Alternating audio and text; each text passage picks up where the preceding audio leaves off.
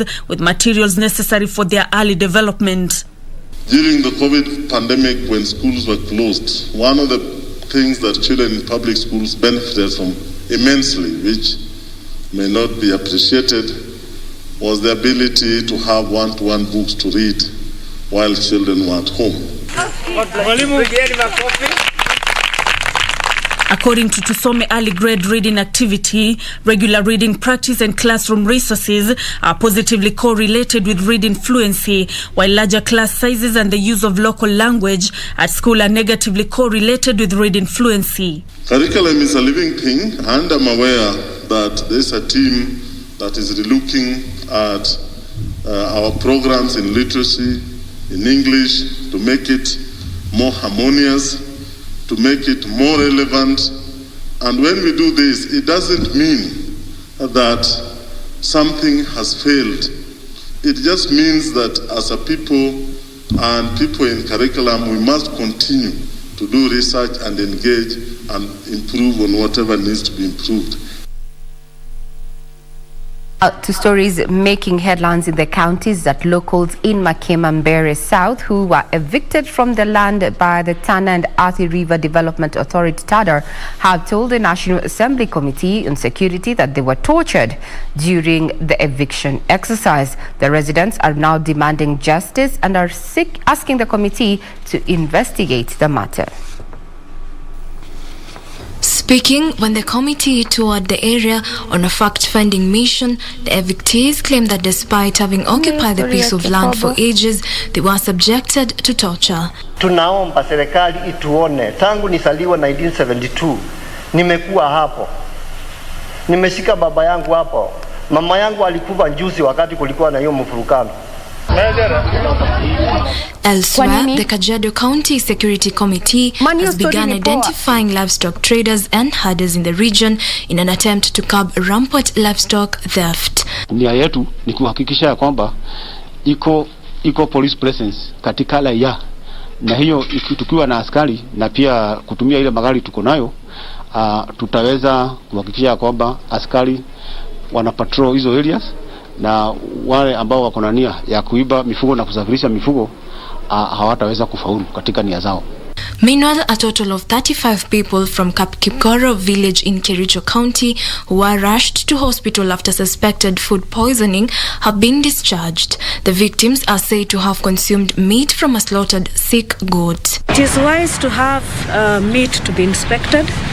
Let the public health officer and the veterinary inspect the meat before it is consumed, because as you can see, it has caused a lot of problems, and if intervention was not done early, maybe we'd have had even a higher mortality. Finally, Evans Juma Wanjala, the self-confessed child killer of Moy's Bridge, Uasin Gishu County, is mentally fit to stand trial, and Eldoret Court has been told. A psychiatric assessment conducted at Moy Teaching and Referral Hospital on July 21st and presented to Eldoret High Court Deputy Registrar Rosemary Onkoba showed he is mentally stable to plead to murder charges. Wanjala, who has confessed to brutally murdering 5 young girls after assaulting and defiling them, faces 5 counts of murder. Kitu ambayo ina support hapa ni kwamba Chuma mwenyewe amefanya kitu inaitwa self conviction. Yeye amekiri yeye mwenyewe ya kwamba alimuoa watoto, lakini kwa sababu tuko kwa sheria, huyu naye atapewa nafasi yake inaitwa defense hearing, akuje naye ajitetee. Now from the counties to something that we have seen but you do not know when people are taking advantage of you. Now apparently chocolate maker Cadbury is on the spot over an alleged plot to tap the brains behind Kenya's creative industry for a mere thank you. The Kenya Copyright Board says Cadbury is running a campaign dubbed In Your Own Words, which invites authors to forward their original Kenyan stories to the company for free. In a statement, Kekobo Executive Director Edward Sigei has ordered Cadbury to review the terms of the competition or withdraw it entirely. Kenyan creatives say they are not amused by a campaign urging them to help co-author 150 books that will be posted on a website for everyone to download, read and enjoy. Dubbed In Our Own Words, the chocolate maker has extended an invitation for entries, but with a caveat: authors surrender the rights to their creative content. Kenyans took to social media to speak against the campaign, alleging exploitation. This should be a warning to anybody who wishes to use someone else's intellectual property. You know, most of the would-be victims here are young people desperate for a platform. But even then, it is immoral and unethical to try and get benefit from their sweat without paying them. It's very key. Intellectual property requires payment. Otherwise, then it loses the value as a incentive. So payment is very key. In a statement, the Kenya Copyright Board said it had reviewed the terms of the campaign and found them unethical and amounts to subjecting writers to degrading treatment while taking away intellectual property rights. Which is really contrary to the basic principle of copyright, which is that the person, the author, is the owner and they must be recognized. So in that case, they messed up two principal, critical and essential requirements for the recognition and protection of copyright. Kekobo Executive Director Edward Segei said in a statement that the board had written to the chocolate maker to pay creatives or withdraw the campaign. And they said they are reviewing. Secondly, they also, I'm aware of some engagements they are doing. So we will be watching. If we do not see movement before the end of the week, then we will follow up and ensure that the proper action is taken. The board has advised the public to avoid the campaign until authors' rights are well recognized and paid for. Now, in regard to that particular story about Cadbury that made, headlines, especially on social media there, one of your viewers, Wycliffe Simiyu, says that that's the way now young people are suffering brain drain and missing opportunities of, proper employment. Keep your views coming. Remember, we are live and we welcome your feedback. Tell us where you're watching this particular broadcast from. Wycliffe Simiyu, thank you very much for your feedback in regard to that. Now we cross over to matters business, and Kenya and Tanzania have set a December deadline to resolve 34 trade disputes highlighted by the business communities from the two countries in June this year. Foreign Affairs Cabinet Secretary Rachel Omamo has said that the two countries have further agreed to cooperate on higher education, science and technology, political and diplomatic consultations, as well as demarcation of the international border. Kenya and Tanzania have had frosty diplomatic and trade relations that have affected trade and free movement of people, goods and services. The diplomatic spat between the two countries has also undermined the implementation of the East African Community Trade Agreement and Africa Continental Free Trade Agreement. In June this year, Tanzanian President Samia Suluhu and President Uhuru Kenyatta agreed to set up a joint commission committee to iron out disputes hindering trade. Trade between Kenya and Tanzania has been slowing since 2014, when Kenyan exports to Tanzania stood at 65 billion shillings, and in 2015, when imports from Tanzania peaked at 79.4 billion shillings. The two countries have engaged in a tit-for-tat tax war that has made cross-border trade untenable. Foreign Affairs Cabinet Secretary Rachel Omamo says Kenya and Tanzania have agreed to eliminate and resolve some trade disputes. During the fourth session of the Joint Commission for Cooperation, Kenya and Tanzania deliberated on how to unlock barriers preventing trade between the two East African nations. For looking at our relationship in the broadest sense, seeing its potential, seeing its value, and seeing its necessity for peace and prosperity in our region. We also agreed that we need to do more, to work very closely to improve implementation of our agreed areas. The two countries have agreed to resolve 30 out of 64 challenges facing bilateral relations and hampering trade by December this year. Really a broad array of issues that were discussed. And the important thing of these JCC type meetings is the follow-up that is always very critical. And so we have agreed, rather than meeting 5 years from now, as has been the case, we have committed to have another meeting within 12 months. This time it would be in the United Republic of Tanzania, and between now and then, somewhere halfway in 6 months, say around February 2022, there will be a midterm review on progress of some of the issues that were deliberated on by ministers. Nairobi and Dar have also signed MOUs on diplomatic consultation, higher education and demarcation of international borders, which is expected to strengthen and enhance cooperation between the two countries.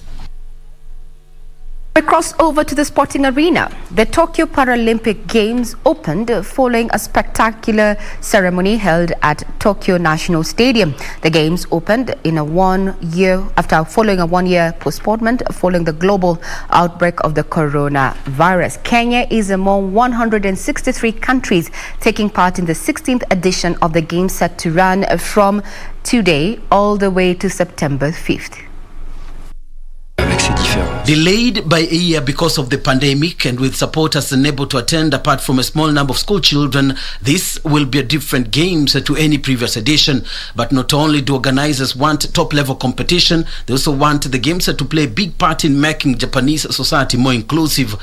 When humanity should be united in its fight against COVID-19, there is a destructive desire by some to break this harmony, overlooking what brings us together, to focus on the factors that differentiate us, fuels discrimination.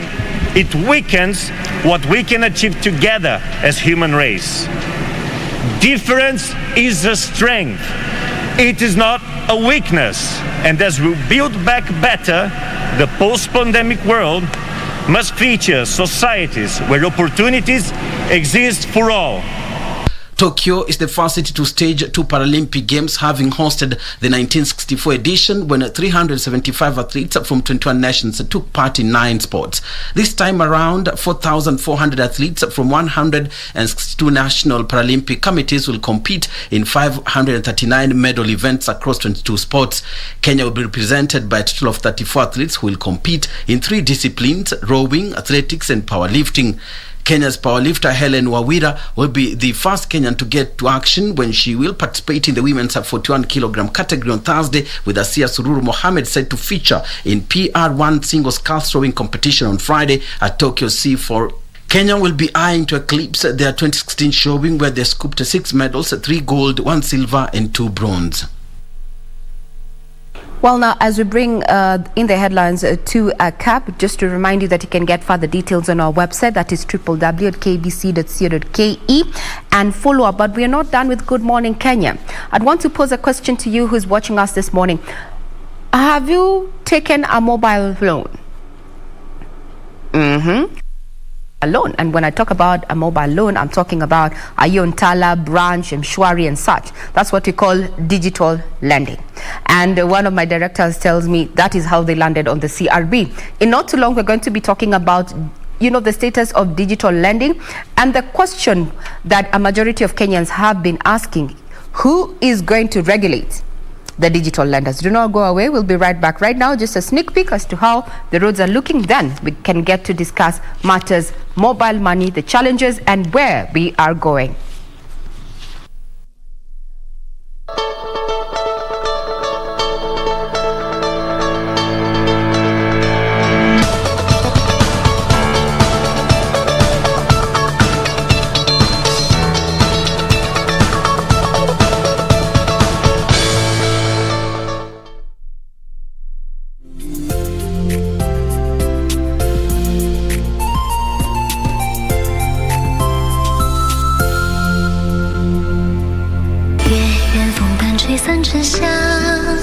So what has caused this plague? Most importantly, our current treatment for this plague is ineffective. You don't need to say this. I helped you out of pity.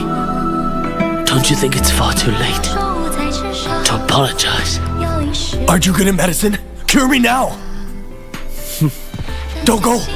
We're still brothers, right? You can't go and let me die? Lee, once we're back, I'll put you right into prison. Because that's the place where the likes of you ought to always stay. You dare steal the throne from me? In your dreams. 月圆风般吹散沉香，香满旗檐上。抓一回当归入药汤，相思泪水。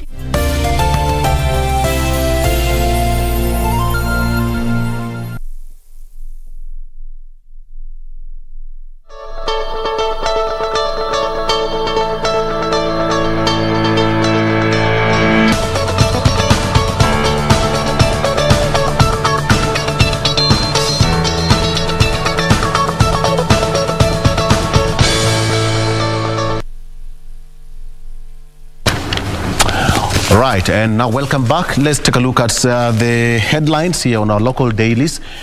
With me, I have the Star newspaper.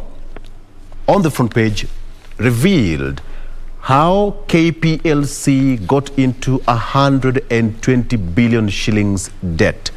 How KPLC got into 120 billion shillings debt. The giant firm mismanaged by senior employees and state officials. That is what's making the splash here on the front page of the Star newspaper. Still on the front page, Uhuru and Ruto in bare knuckle combat. DP says he won't resign. You can take a look at that. For the last 2 or 3 days, there have been that back and forth between the deputy president and his boss, President Uhuru Kenyatta. Still on the front page, English and Kiswahili lose teaching hours to CBC. According to a report, the demands on the competency-based curriculum have caused a massive reduction in hours teachers of English and Kiswahili spend with learners. A report by curriculum materials providers, that is to Some, shows schools have lost up to 30 lessons in English and Kiswahili since the rollout of the new curriculum. That is something that you can also take a look at.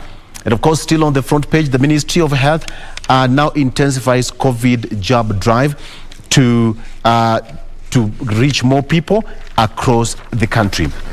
There is that story that I'll give you briefly, but Senate freezes new bills to sit longer and fast-track pending bills. No more privately sponsored bills will be introduced in the House, that is in the Senate, as the House rushes to finalize 62 pending laws before its term ends. The House was left with a mountain to climb after the High Court quashed all bills it had processed without concurrence with the National Assembly. The court annulled 23 laws that had been passed by the National Assembly and signed by President Uhuru Kenyatta without the Senate's input. That is the story there that you can also take a look at.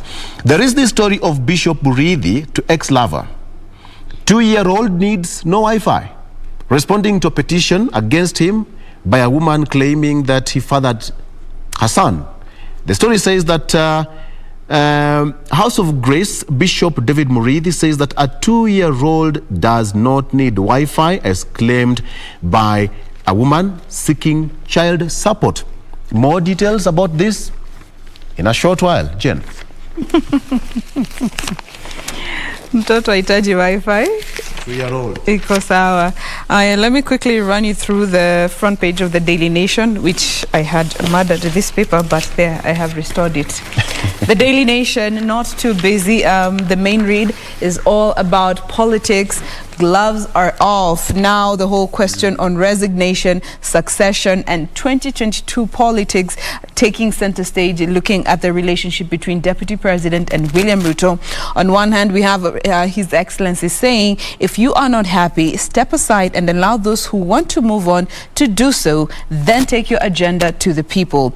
That is what happens in a democracy. You cannot ride on what we have done and take a different talk, talk a different language rather, on the side. And a few hours after His Excellency made these remarks in an interview he did at State House, we did see Deputy President say, I do not have the luxury to surrender because I am a man on a mission to ensure that the jobless who are running small businesses and farmers that are struggling become part of this nation.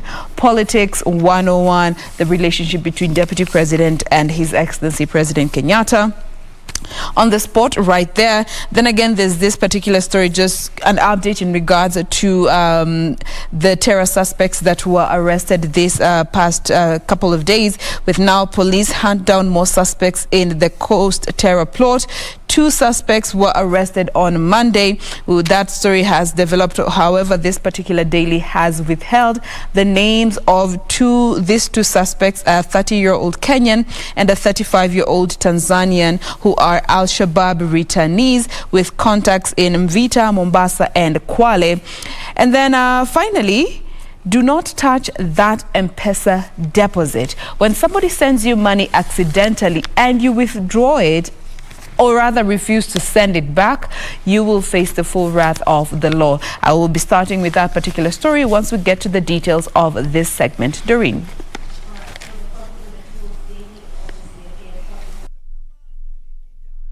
We have what the president just talked about while he was addressing media, and that was the various editors that he was addressing yesterday as well as Monday on matters BBI. Kenya's lost. That is actually the main caption there on the front page of the People's Daily. We also have the various things he talked about, matters to do with that BBI judgment that happened on Friday last week. Just to pick a bite from what he said is that, I believe we have denied Kenyans their resources, we have denied Kenyans equity. Perhaps in what way does the president feel we have denied, Kenyans have been denied their resources as well as equity? When we get the details, I'm telling you a bit about that. He also talked about his deputy president just saying that if you are not happy with it, then step aside and allow those who want to move on to do so. We also saw the deputy president just hitting back and also saying speaking his mind, where the deputy president said he is working for the hustlers and will not relent in his politics. He also talked about the bottom-up economic approach and the workability of that kind of economic approach. Also part of what the president talked about while addressing the editors was, of course, to do with matters of COVID-19 and economy, saying that Kenya has fared better than many countries in the face of COVID shocks. He also addressed these restrictions that have been put at least to curb the pandemic, talked about especially the curfews and all of that, that perhaps if that needs to be done away with, then Kenyans need to come out and actually take the COVID-19 jab, and also talked about the number, the figure in which they hope to achieve by the end of December. That is the 10 million Kenyans there. Going international a bit, that is regards to Zambia. This is after the new president, that is Hakainde Hichilema, took oath of office during the inauguration at National Heroes Stadium in Lusaka, Zambia. That was yesterday. And also just going by what happened yesterday, given that he was a veteran opposition leader, just saying that at least it's raising hope for African leaders or his African counterparts, that they too can also overcome state repression just as he did. So that is what is taking center stage this morning on the front page of the People Daily. Ray. Talking about stories that have found their way to the front page of the various dailies, I have a copy of the Standard, and I'm just going to give you a quick summary because it seems like it's a replica to what the other dailies have. So we have the story about the ended romance that is between the president and his deputy William Ruto there. DP fires back and says that he's not going to resign. Uhuru, on the other hand, says the problem with my deputy. Well, now, it would be an honorable theme. If you are not happy with it, that is the government to step aside and take your agenda to the people. In his response, Deputy President, I am a man on a mission. I have no space to retreat, neither do I have the luxury to surrender. We must make the poor to be part of our nation. Political rhetoric there, back and forth. Well, that found itself on the front page of this particular daily. Then the issue of matters business, where we stand in as far as public debt is concerned. So debt leaves state coffers empty. We'll be giving you details. Then we just saw an arrest of terrorists this week, more or less, in Mombasa. And there's a special report in this particular daily that says the use of beasts of burden as tools of terrorism is increasingly becoming a major source of concern among top country security organs. Now, that is a story that I've not had on the other dailies. Permit me to just skim through as we focus on those stories. It's on page 14. So, it's also gone further to just highlight the cases of terror that we've had. In 1980, Norfolk Hotel, Nairobi, 1980. I don't know how many of you have been born, but yeah, 1980, 20 people died. August 7th, 1998, the U.S. Embassy there, 213 people were killed. September 21st, 2013, the Westgate Mall, siege there, 67 people died. April 3rd, 2015, Garissa University College, we lost 148. Mostly students. And January 15, 2019, the Duce D2 hotel complex in Nairobi, where 21 lost their lives. Now, this issue that, use of donkeys is something that is still, the security apparatus is yet to consolidate, and they're calling it a complex war. The use of donkeys to transport illicit weaponry. Yes, illicit weaponry is crossing from our borders, moving within our towns and cities undetected. Because I want to challenge Doreen, Jane, and Victor, and as well as you, our viewer back at home. How many times do you see, even yourself, when you see a donkey, usually it's ferrying water and such, do you really pay much attention? You assume. I personally assume like, hey, that's just it. But now this report that has been made by the CBO says that use of donkeys, especially in the northern area, because a suspect member of the Al-Shabaab was killed, and security officers intercepted a donkey carrying 2 AK-47 rifles and a bomb-making material at the main Kenya-Somalia border in Liboi, Garissa County. This was last month. Victor J. I see a donkey on the streets. I just look at their faces. They look so sad. And tired. So whenever I see one that is randomly just running around without a cart behind it, I just, you go, Charlie. Go, Charlie. Live free. Okay, I think you've watched Shrek many times. No, for real though, for real. Mm-hmm. Yes. Victor, what do you think about this issue? And beast of burden, we know that there are areas in this country that totally rely on, donkeys. 100%. Yes. Yeah. What's your take in regard to this development now? I think the police officers in Mombasa did a good job.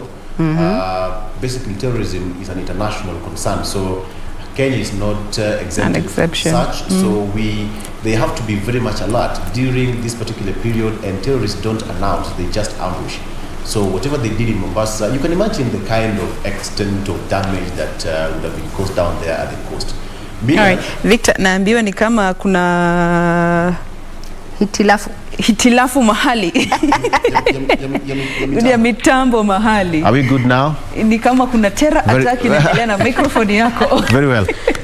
The issue of having donkeys, it's called the beast of burden, but people are misusing these animals. And remember, you can be sued because of animal cruelty. Even you, if you mistreat your pet, you can be sued. There is that particular law, animal cruelty, because they are also protected. Meanwhile, as I said, that the anti-terrorism police in Mombasa did a good job.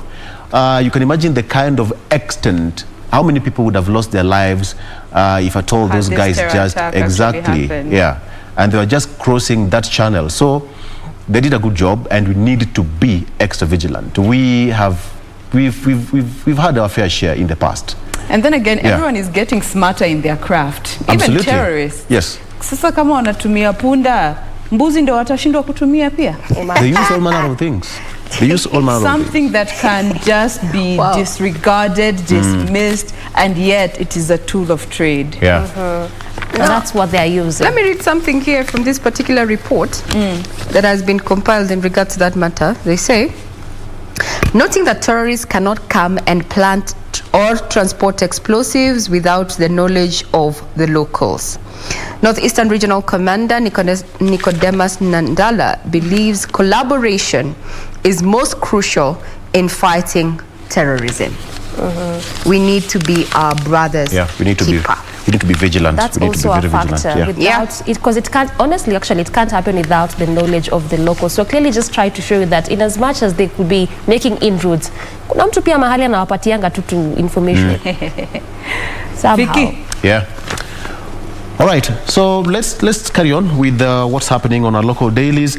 I told you that story about Kenya Power. Revealed how Kenya Power plunged into 120 billion shillings debt.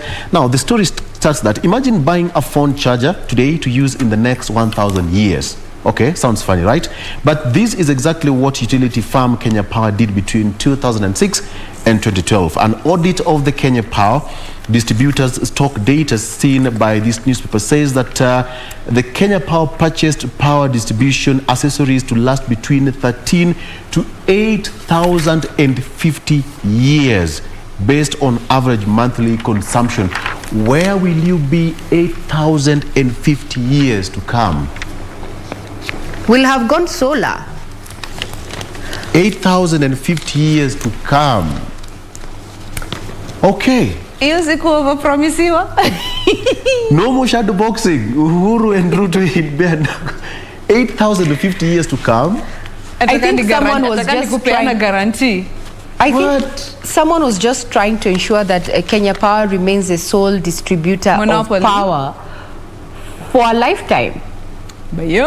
But now there's alternatives. Shika hii kalamu, utaitumia na generation 7 zifuatazo. Utamaliza mpaka form 4. Okay, all right. No more shadow boxing. Uhuru and Ruto in bare knuckle combat. DP says that he won't resign, but the president warns that he is dangerous and a threat to the country's stability. But a repentant Ruto, has told off the president, saying that he has no time to surrender. For the first time on Monday, Uhuru bluntly asked Ruto to resign and concentrate on his 2022 election campaigns instead of fighting the government from within. It's now gloves off, ladies and gentlemen. We are yet to see more. This is it. We won't quit even when kitchen gets hot, says 4 IEBC nominees who were vetted yesterday promised not to succumb to internal and external pressure and resign unexpectedly. They were vetted yesterday by Parliament, the 4 commissioners. Now they are waiting for official appointment by the president after that. Now, just before I let you go, Jen, so there's that story of Bishop Murithi, and this is what he was trying to respond to after that court of appeal. He said that he will not pay 10,000 shillings for a house help as she wanted. She had said that she had a house help before and prior to the birth of the child, so that is not his responsibility, according to Murithi. 2, he declined her demand for 5,000 shillings electricity, 3,000 shillings Wi-Fi, 3,000 shillings gas, 2,000 shillings DSTV, and 3,000 shillings water. He said the woman paid those bills herself before the birth of the child. The child does not require 35,000 shillings accommodation as the mother demanded, because she was renting a house before the baby was born. Debate. What? But the sense of entitlement from this guy. But now there's a baby, so it just means that expenses will not be the same as how it was, much as she was renting it before she got the baby. You remember the proposed amendments to the Children's Act by members of Parliament, wanting everything to be 50-50. Proper sharing. Bro. Nina Swali. So if you got me pregnant and I was living in a bed sitter because I was paying my rent in a bed sitter and now I'm +1, I should continue taking care of your child in a bed sitter because this is... What kind of reasoning is that? How do you reason like that? Even when you're looking for a house help, they ask you how many children you have. Yes. Anyone who's brought up a family knows that. I mean, children come with responsibilities. Determine how much you'll pay them. He just came out to sound very clueless, very callous, very assuming, very entitled. And the caliber of the person giving this kinds of reasons. A detached parent. Because trust me, if you are in touch with what it means to be a parent, mi nakwambia Wi-Fi or data utahitaji, especially with modern day technology. Ukiwa na watoto kwa nyumba, you will need a nanny, and we even seeing houses that have a nanny and a housekeeper.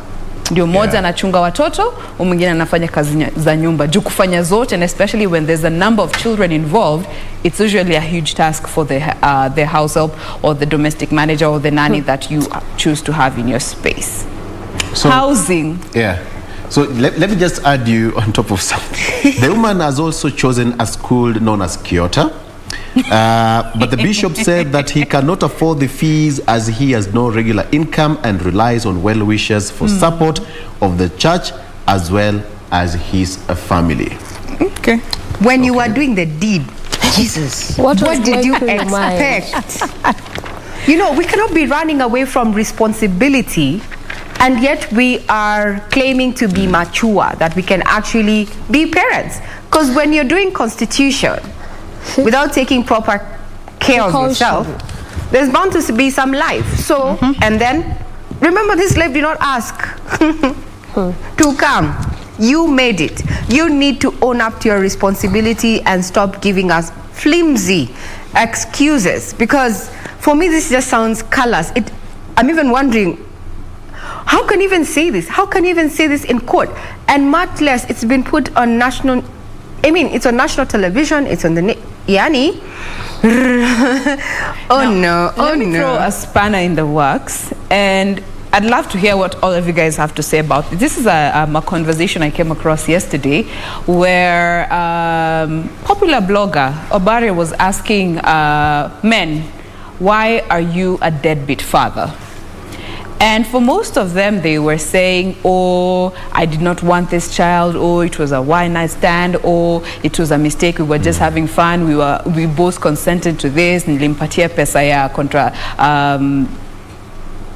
immediately after to just take measures to ensure she doesn't get pregnant, oh, we were broke at that time, so I absconded. Many reasons all over the place. But the general tone in that conversation is that they were not ready to have that child, and most of them felt like they were forced to take care of a child that they were not ready or wanted. Now, my question is, in such a situation, number one, when you both consented to engage and consequently end up pregnant, one partner doesn't want to keep the child and the other wants to keep the child, and you find the one that wants to keep the child forces the other one to take responsibility of this child that they did not want in the first place. Debate. As in, how do you say you are not ready? Like, it's so obvious when you are engaging in the deed, chances are this person might get pregnant, and chances are they will obviously give birth. So how would you say you are not ready? In what way? Then don't engage. Don't engage in adult activities if you're not ready to take up adult responsibilities. Period. Yeah, don't engage, because it's obviously at some point, because the moment you start engaging, you will obviously be engaging. So at some point this person will get pregnant. So how are you not ready? In what way? I just don't get it. Or be a responsible adult. Jeez, and this comes to, are we having candid sexual reproductive conversations? That's the thing, Regina. There are so many young ladies and boys, for that matter, that are single parents out there, very young. By the way, the age group that was speaking to this conversation, like 70-80% was under 30, and that's mostly for the guys, but for the ladies, they were going to as young as 18-16. They engaged, they got pregnant, they wanted to keep the child, but the other partner did not want to for financial reasons, or not just being in that space to become a parent. Well, I know we're talking about this matter, but this is just something this is an application that has been made by the House of Grace Bishop. We are going to be keeping tabs in regard to what decision is going to be made by the courts. Remember, we are just highlighting his application. We're not saying it has been passed or it will be passed. We're just talking about what he put out in his application. That needs to come out very clean. And the question is, when we're talking about responsibilities, we've also had a bill that is being discussed in Parliament, the 50-50, that the child needs to benefit from both, and it has to be 50-50. Well, this is enshrined in the Constitution, and the Children's Act, actually, Cap 39, that says that the child is to benefit from both the mom and the dad. So what this proposal in Parliament is, how it's going to affect all this, we'll be keeping tabs on that. But remember, this is just an application that has been seen by the press, and we were highlighting it to you because we have found it in one of the dailies, actually several of the dailies here.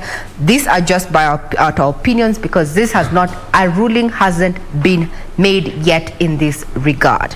So yeah, matters of sexual reproductive health is something that we need to talk about, Jane. When you leave it to the woman, I think there's a question I need to ask you, and even rope in Victor. When it comes to matters of contraception, who bears the responsibility? Who should take charge? Let's start off with you, Doreen. Both should take charge. Okay. Both the man and the woman should take charge. Okay. Jane?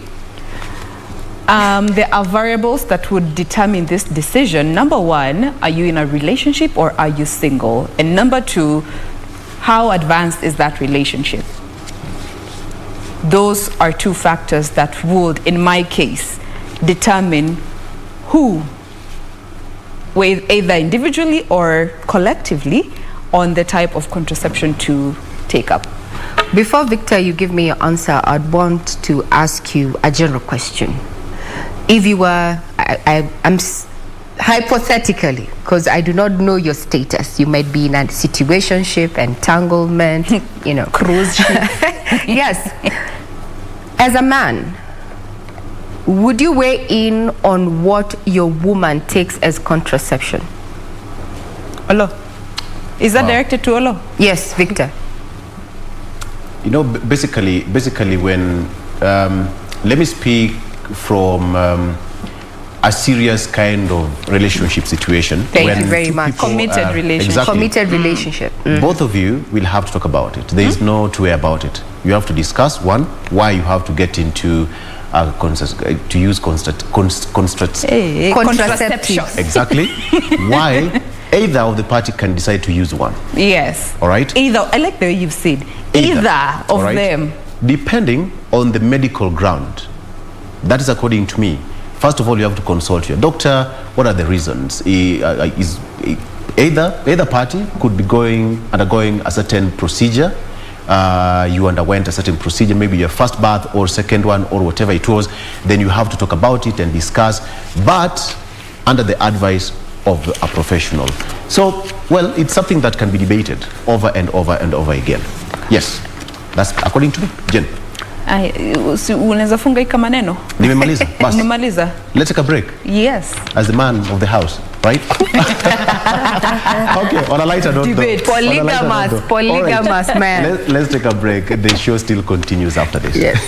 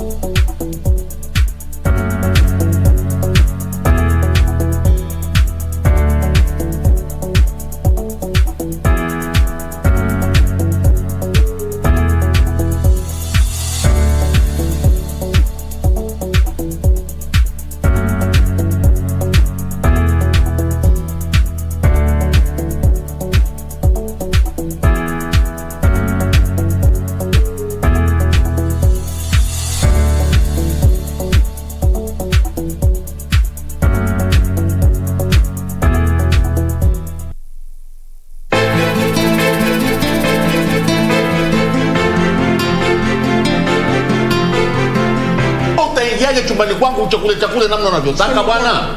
Mimi na uhakika na kile ambacho nilikiona. Mbona uniamini wewe? Mtoto mzuri, laini, lakini una ushamba kanini?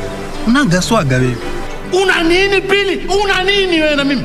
Si nimekwambia mtu wa maombi amekuja tuombe. Maombi gani bwana? I've got real problems in this house bwana. Sasa nikaoge peupe tu kusinitachunguliwa mimi. Utachunguliwa na nani? Ukichungulia na wewe chungulia. Kwani kutoka kwangu na kuingia kwangu lazima nikwambie wewe? Ni vile Auntie Pili alikuwa yakuletea mgeni. Tiketi ni mamako.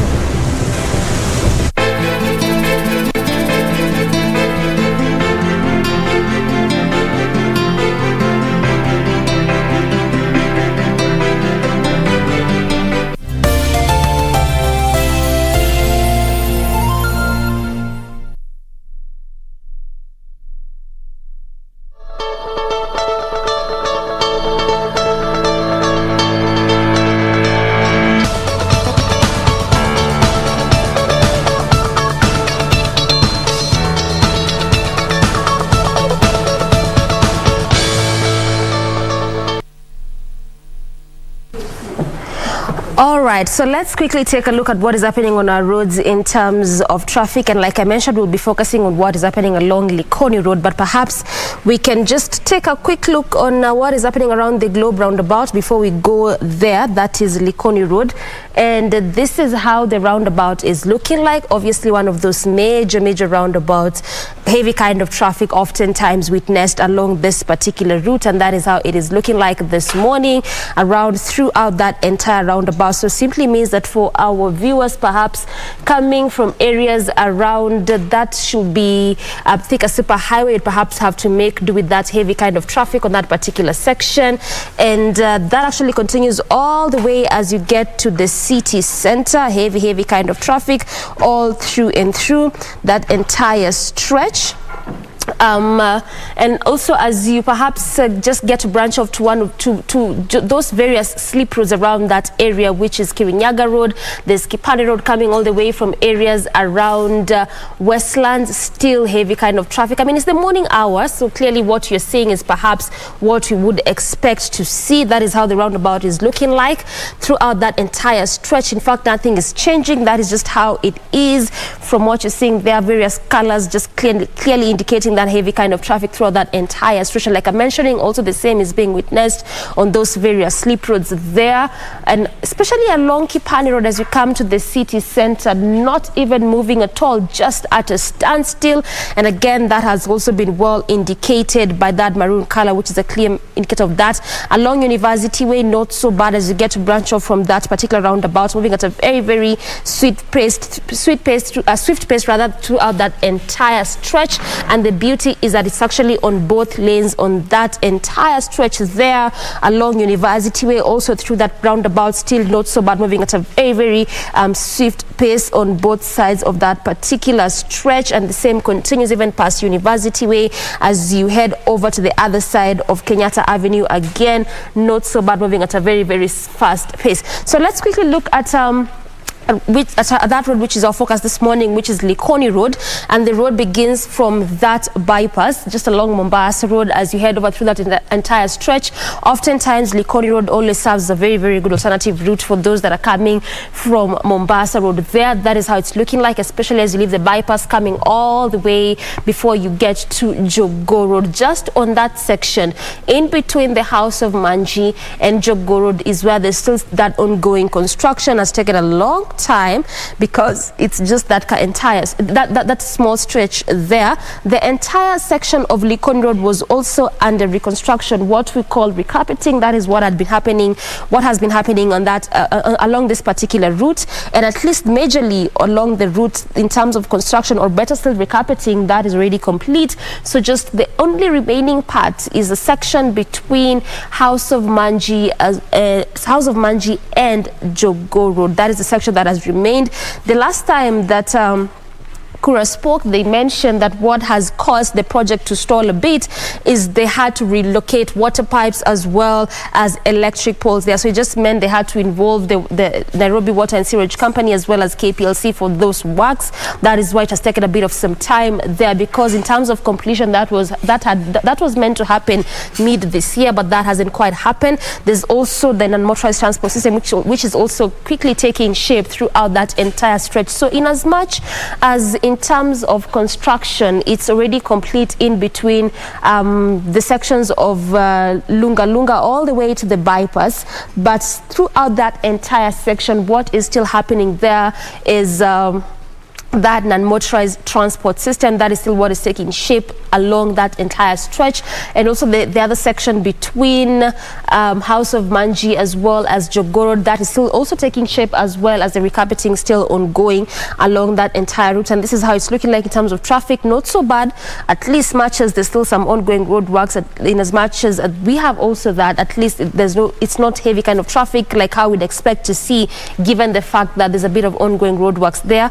Also, there are some alternative routes that have been given, key among them being that Donholm roundabout, especially as you come through these areas as you head over to city center, or even areas along Mombasa Road. The other side, which is the Lunga Lunga Road, heavy kind of traffic also on that stretch. There had been ongoing works along that entire route. That was what was happening actually along that stretch, was what you call rehabilitation of that specific route, at least to make it easy for residents along that area, given the fact that also around the same area, which is Likoni Road, it serves as a very good business center. I mean, the kind of businesses along this route, when you look at the enterprises, quite a number of them. So clearly also when this construction was happening, that is also one of the things they were looking at in terms of traffic reduction, traffic flow reduction, and also to make it easy for residents along this route. So yes, that's how it's looking like this morning in terms of traffic there. You might perhaps not need to look at any alternative routes, at least as of now, because majorly it's not looking that bad. And that's how it's looking like in terms of traffic at just 43 minutes past 7 a.m.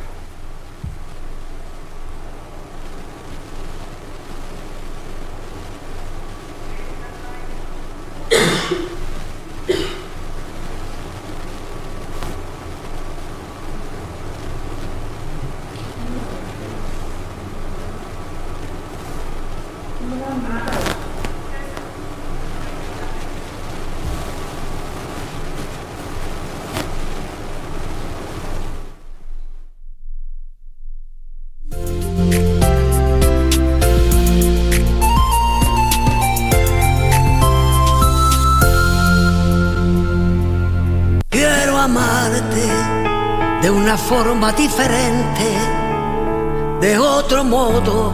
Because if he isn't released from prison because he doesn't want your sacrifice, it is not my problem, Amaya. Of course it is, Cesar. Because remember that until Max is out, the Star Zone is never going to be yours. Do you understand? But Amaya's land will give me the power that I want. Supremacy over all of you. Forget about it. You and I are not going to make a deal. He's going to have a big surprise when he finds out that the Star Zone doesn't only belong to you. Wait, I don't get it. If it doesn't belong to me, to whom else? As far as I know, Valeria and I are the only living relatives of Florencio Martinez. Quiero amarte de una forma diferente, de otro modo, nunca igual al de otra gente.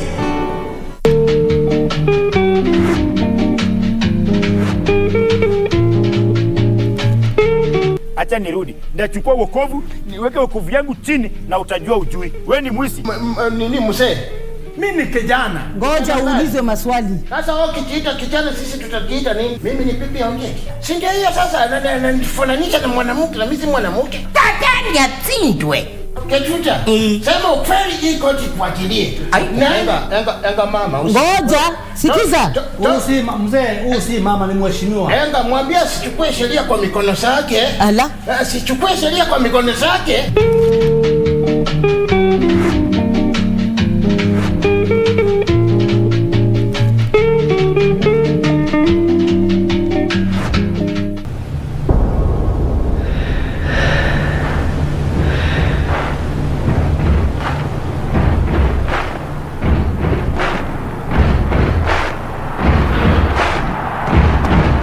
excitement of the Olympic Games doesn't just stop there, as the biggest para-sports event, the 2020 Paralympic Games, gets underway from the 24th of August to the 5th of September in Tokyo, Japan. So, get ready to be inspired by these sportsmen and women with outstanding abilities, and look out for Team Kenya too in their quest for glory by watching all the highlights daily on KBC Channel 1, your true sports partner.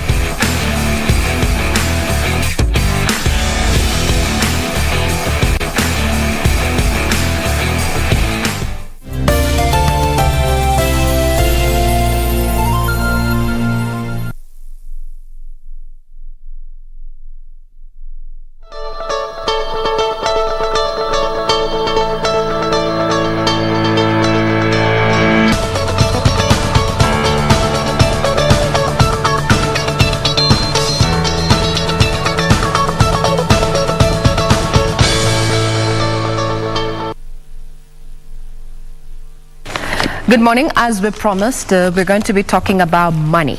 And they say money makes the world move, and we move with it. Well, talking about something that has taken the banking industry by storm, and we term it as Fintech. This is digital lending. That loan that you processed through a certain app through your phone. But what is the status of digital lending in the country? What are the challenges? And to take us through this conversation is none other than the chairman of the Digital Lenders Association of Kenya, Mr. Kevin Mutiso. Thank you for having me. Thank you for your time. When we talk about money, it's a very sensitive issue. And I'd want to start off with some of the feedback that we received this morning when we posed that question and told them we're going to be talking about matters of digital lending.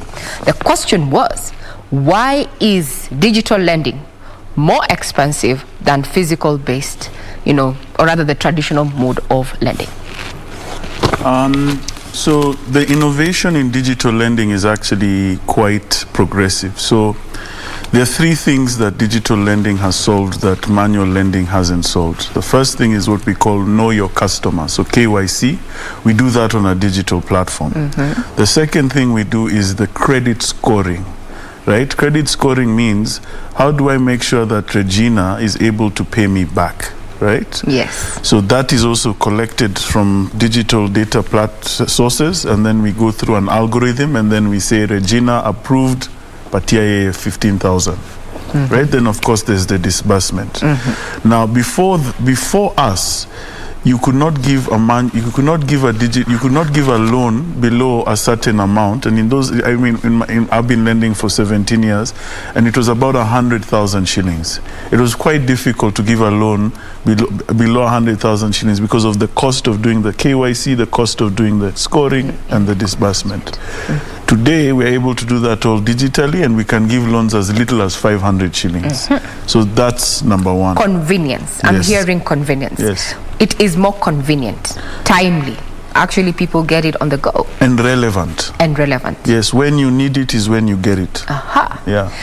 The question is, at what cost? Because the regulator, we have been having bills left, right, and center to just try and regulate this industry.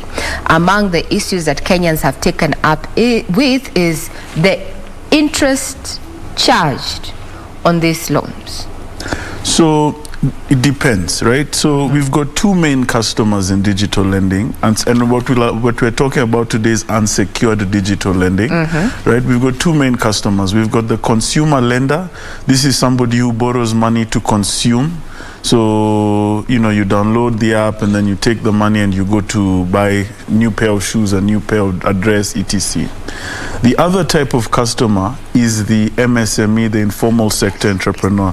They form the majority of our customer base. And what they use our money for is to go and make more money with our money. So we are giving them capital. Now, when they were asked, do you care about price in 2019? FSD the Financial Sector Deepening Report 2019 put price as the number 3 issue mm-hmm. the customer has, right? One of the reasons the price is the way it is because the cost of doing what I said, the KYC credit scoring, and has to be pushed to someone, yes. Right? The other thing is that we still have systemic issues that the industry needs to solve, and those systemic issues cost us a lot of money. right? So we still push those costs to the customer. What we expect from the bill is that once the bill passes, we shall then have a reduction in price and it'll be a more competitive market. Yeah. So you're for regulation? Oh yes, we are. Now let's talk about data protection, because I feel today I go on an app, will not name names, and I fail to actually own up, or rather pay up. You will call my boss, you will call my dad, you will call my husband, you will call everybody. The issue of data protection, there's a very thin line when it comes to that. Privacy, the agreement was between me and the app, not me and my clan. Why do we find ourselves there? So what you described is called debt shaming, and it's illegal. Yes. In fact, if it's still happening, right, reach out to the digital lender. I'll tell people, reach out to us. Okay. Because about a month ago, all the perpetrators of this bad habit put it out in public that if anyone is threatened by any of their agents, they give a number and they will offer a reward. So you can even make money if you're being harassed by these debt shamers. So that's what I'd implore. So that practice is done. I hope that he's called Simiyu. Yes, Simiyu, who had asked that question, has heard from the chair of the Digital Lenders Association of Kenya, Mr. Kevin Matiso, who is here with us in studio to just try and address the issue of digital lending, the status, where we add the challenges from their end as well from their consumer. Thank you very much. Simu, you had posed that question, the issue of, the harassment that you're getting. And he says that that particular app, you go back to that particular app, there's a customer relations, I think, number that is there. Lodge that complaint and you'll get a reward. And actually you'll get redress, because debt shaming is illegal. Yes. Thank you very much for that clarification. Earlier on, when we started our broadcast, we had told them we're going to be having this conversation, so we keep on checking what we're receiving. Now, let's talk about the issue of now regulation. You've told me that there's a bill that the Digital Lenders Association is actually pushing. What is contained, what is different than what we have been seeing, CBK trying to, regulate Fintech? Okay. So the first thing I'd like to say about that is that regulation is not necessarily a bad thing. What is a bad thing is bad regulation. Right. So we're in a country called Kenya, which is actually an amazing country because we have rules and regulations and we follow the rule of law. Right. So we have the CBK amendment bill in Parliament being debated right now, and it has just passed the second reading. It shall now go to the third reading and then assented by the President. Now, what is in this bill? This bill is trying to address two major issues. It's trying to do consumer protection. This is where they're trying to say, okay, you must treat the customer in a particular way. There must be a conduct that the business must have to interact with the customer. So there will be issues around data protection, there will be issues around marketing, there will be issues about transparency, right? And if you've listened to the governor of the central bank since he began his tenure, he has certain principles he speaks about, and some of those principles include transparency, right? Customer centricity, accountability, etc. So this bill is actually capturing that. The second piece is, how do you make sure that the business can remain innovative, right, agile, because fintech, right, is the future of the world, not just Kenya, not just Africa. It's the fastest growing sector in the world. So what this bill is also trying to do is trying to ensure that we as the fintechs, right, are able to innovate. So I'll give you an example. Today, we can only give unsecured digital loans. In the US, almost 70% of digital loans, mortgages, are through digital loans, right? What does that mean? I am applying for a mortgage on a computer or a smartphone, and I don't ever enter a bank even once, and I can get a mortgage to buy a house. That's an awesome. Yeah, that is where we want to be, right? That is where we want to go. And this bill is trying to make sure that we can achieve those kinds of innovations while making sure that we protect the customer. In fact, the governor of the central bank calls it citizen centricity. Yes. Well, we hope it actually sails through the third reading with the amendments and the proposals therein. We'll wait to see how it goes, because we have been seeing some bills, taking too long as the industry, rather the subsector, continues to grow. There's a question that has come in. They have named an app, but we're not going to name the app. If I default, basically the question is, if they default, can they be listed on CRB? That's another huge misconception. The Credit Reference Bureau is a list, right? So think about it like a register, right? And the way it works is that if you ever take a loan, all we do on the CRB is record your behavior around that loan. So when we're doing appraisal, there's a thing called willingness to repay, and we must find out, is Regina willing to repay the loan, right? And the way we test that in our market is through the Credit Reference Bureau, so that if you've ever taken a loan and repaid on time, it's there, right? If you've taken 15 loans and you repaid all those 15 loans, it's there on the Credit Reference Bureau. If you paid 2 days late, it's there, it's marked paid 2 days late. If you default, it's marked default, right? So being on the CRB is not a bad thing. Right? It's not necessarily a bad thing. No, being on the CRB is not a bad thing, full stop, right? Being on the CRB with a listed default is a bad thing. That's the difference, right? Yes. So anyone who's ever taken a loan, you're on the CRB. You're on the CRB. The reason is that it's different. No, it's just a record. It's a register. It's basically saying you took a loan on 1st August and you're meant to pay it on 30th. Then on 30th, somebody will say you paid the loan on 30th, then you took another loan on 2nd September. So it just records the number of loans you take and how you behave around those loans. Now then, that brings us to the question of data. We're in the age of data. Data is king. It's the new fuel. Yes, it's the new fuel. So, issue of data protection. All this data that the industry has. How secure is that data? Mine, James, Victor, every person, because we're all looking at how many billions did we transact before COVID? We're talking around 4. Yeah. Now it's gone down by half because of this COVID situation. So we might as well say everybody is on that list, whether on a D or you're a good data. How secure is that data? Okay, so just to go back to the Credit Reference Bureau, the CRB, I'd like your listeners to know that your audience know that we're actually number 4 in Africa. Our credit information sharing framework is ranked number 4 number 4 in the world, number 1 in Africa, right? So we are the leading the credit. We are the pioneers. We are the pioneers, and what we should aim to be is continue being the pioneers. Why? Because fintech is the fastest growing sector in the world. Sure. Right. So let's go back to data protection. Again, we are in an amazing country called Kenya. We've got the Data Protection Act 2019, one of the most progressive regulations in the world.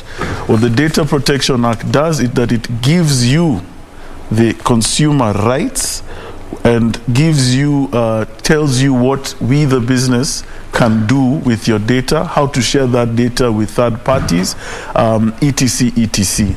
Now, is your data secure?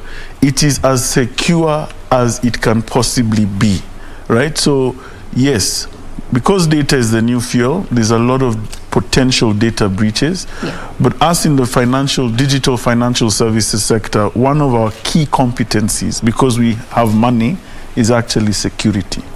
Right? So since the Medicis in the 12th century, Medici family, to today, if you're in lending, you're one of the best in security, because we are always protecting an asset, right?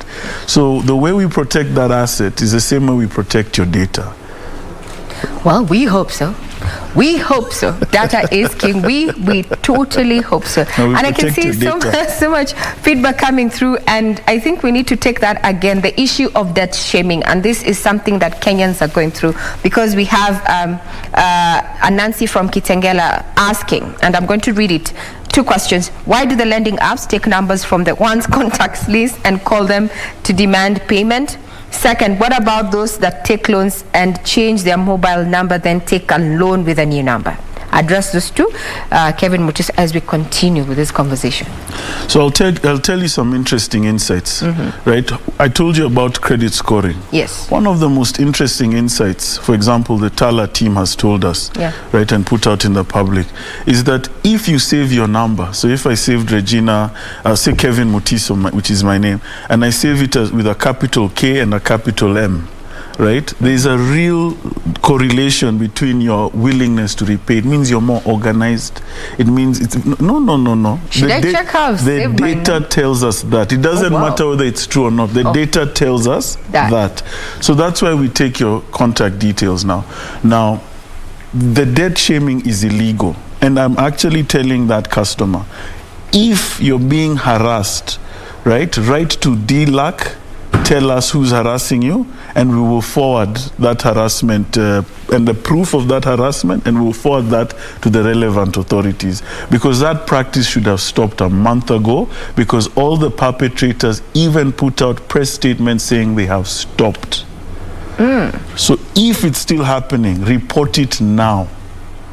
Nancy from Kitengela, I hope that has come through for you, that if it is happening, well, you need to write to the Digital Lenders Association of Kenya with proof that this is actually happening, and they will forward it to the relevant authorities. Debt shaming is criminal. Yes. It's a criminal offense. The second question about people changing numbers. Remember, the Credit Reference Bureau, right, is using your ID as a unique identifier. To get a SIM card, you must use your ID, right? So what I'd advise customers is focus on paying back the loan. Don't focus on avoiding not paying the loan.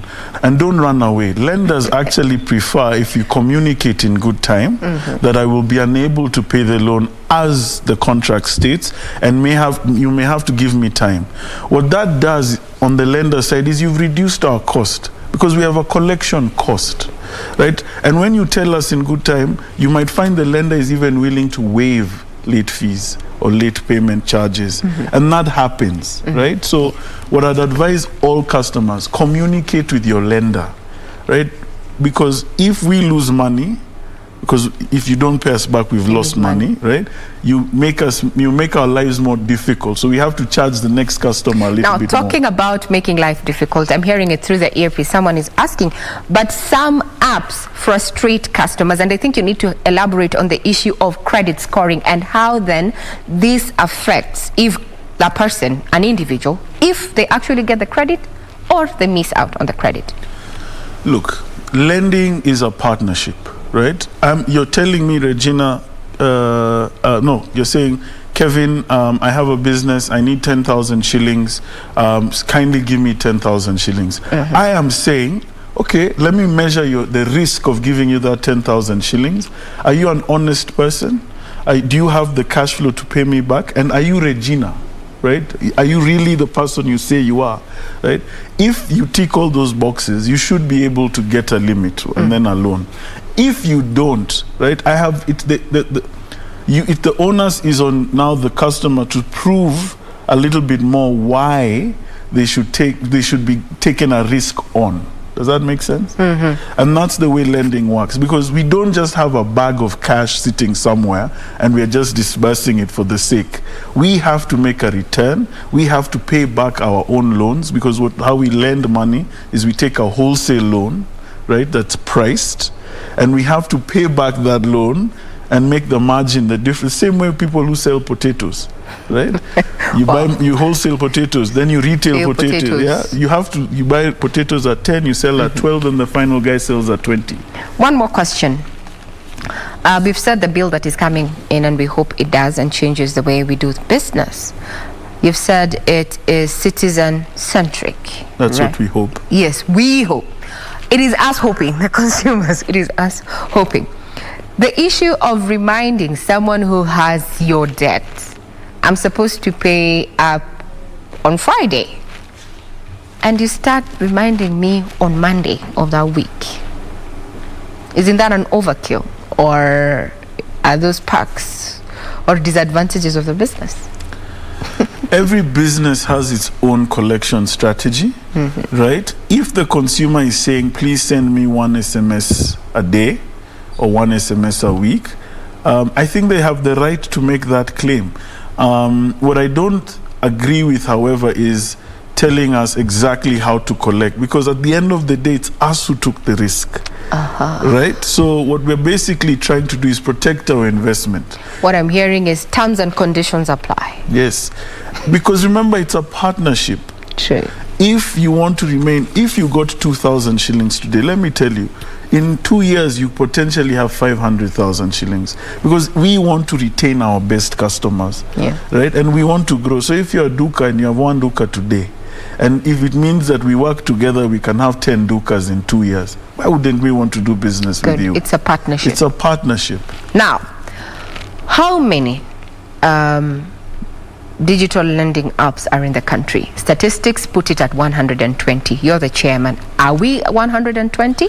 This is the hardest game in the world. So digital lending, because of how young it is in Kenya, the number of companies that start in January and collapse by April is 100. So the average number at any given time is 120. The total number of apps that have ever existed are probably around 500, right?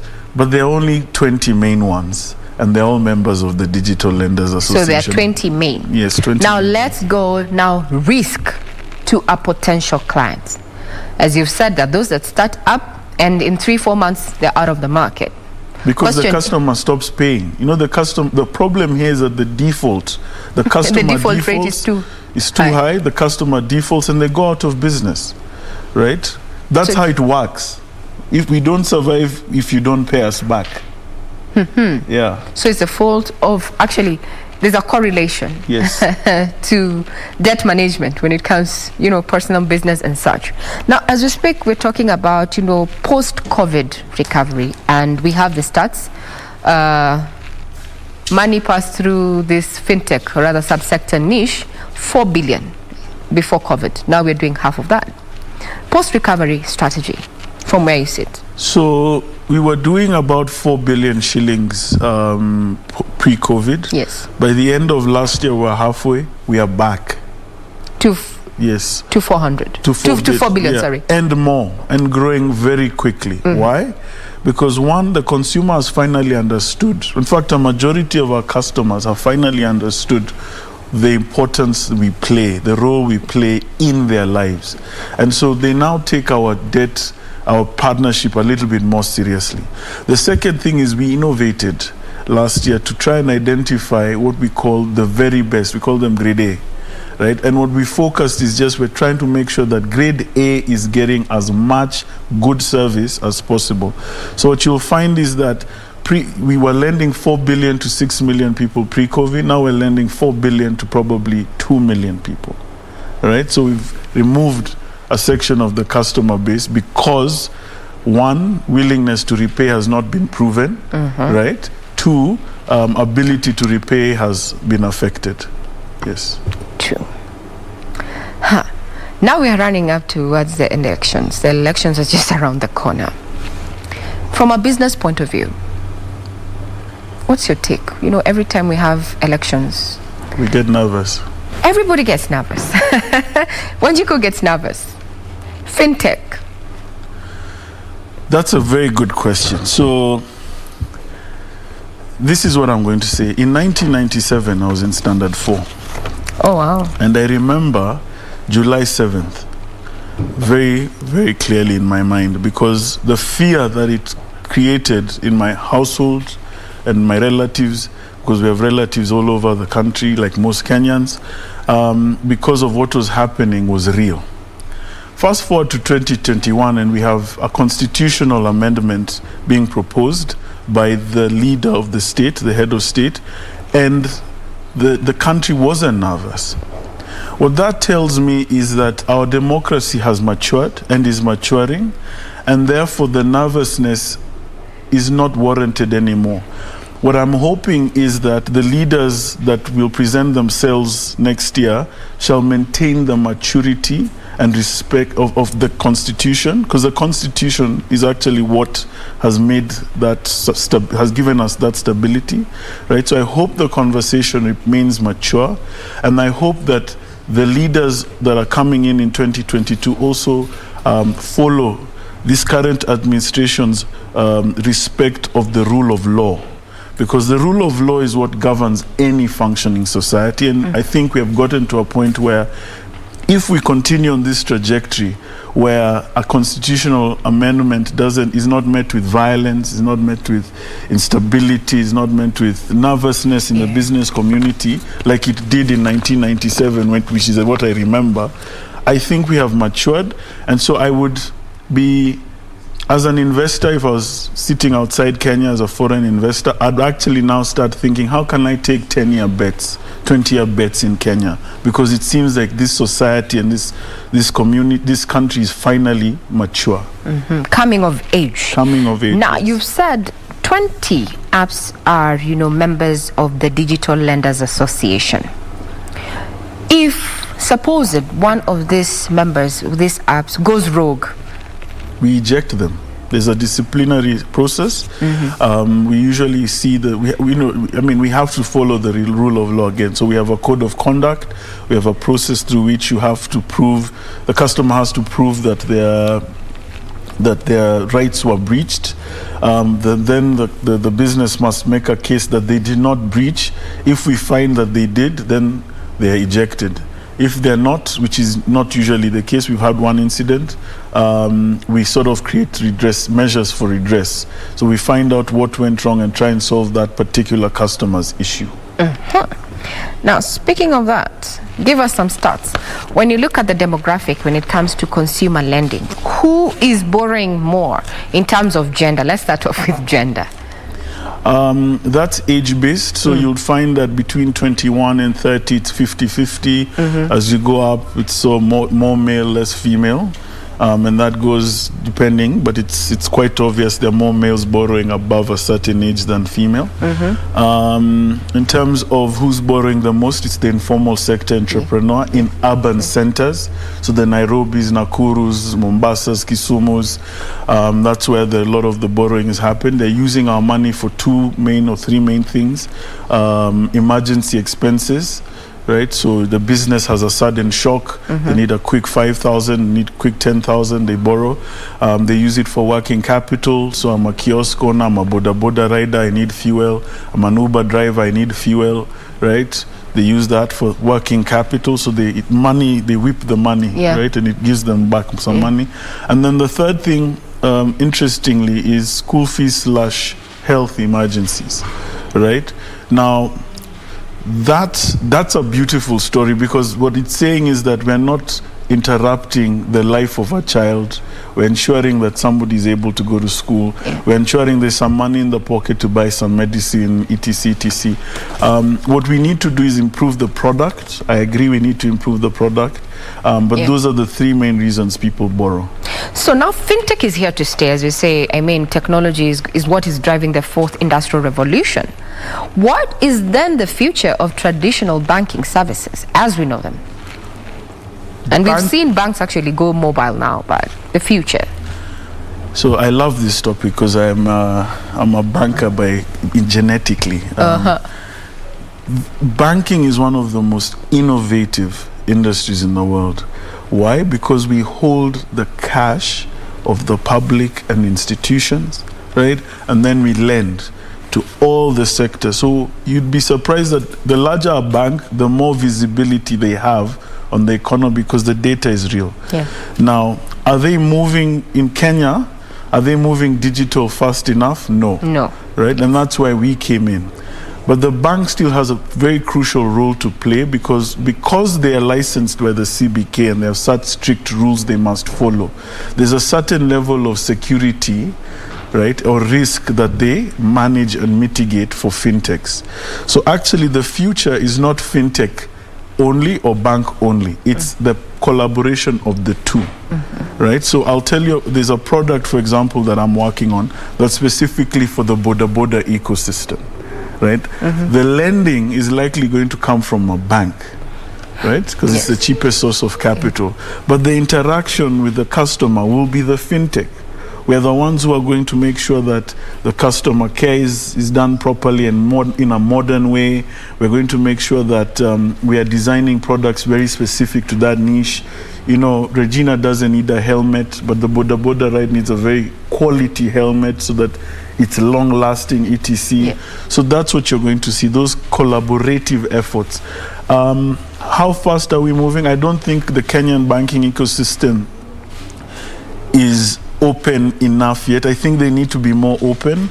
I think they need to sort of look at what the telcos are doing, because there's one particular telco that's doing a lot of things right, right? But its banks should be actually doing what this particular telco is doing. So that's where I see that going. On the continent, Kenya is 10,000 kms ahead. And we need, I think, this is totally my opinion. With us going mobile money, it opened up a world of opportunities, and innovations are going to be coming. As you said, you're already working on one, so we're not going back. There's no going back. But even as we leapfrog and go, we need to also remember that we need to be customer centric. Yes, agreed. Yes, agreed. Completely, 100%.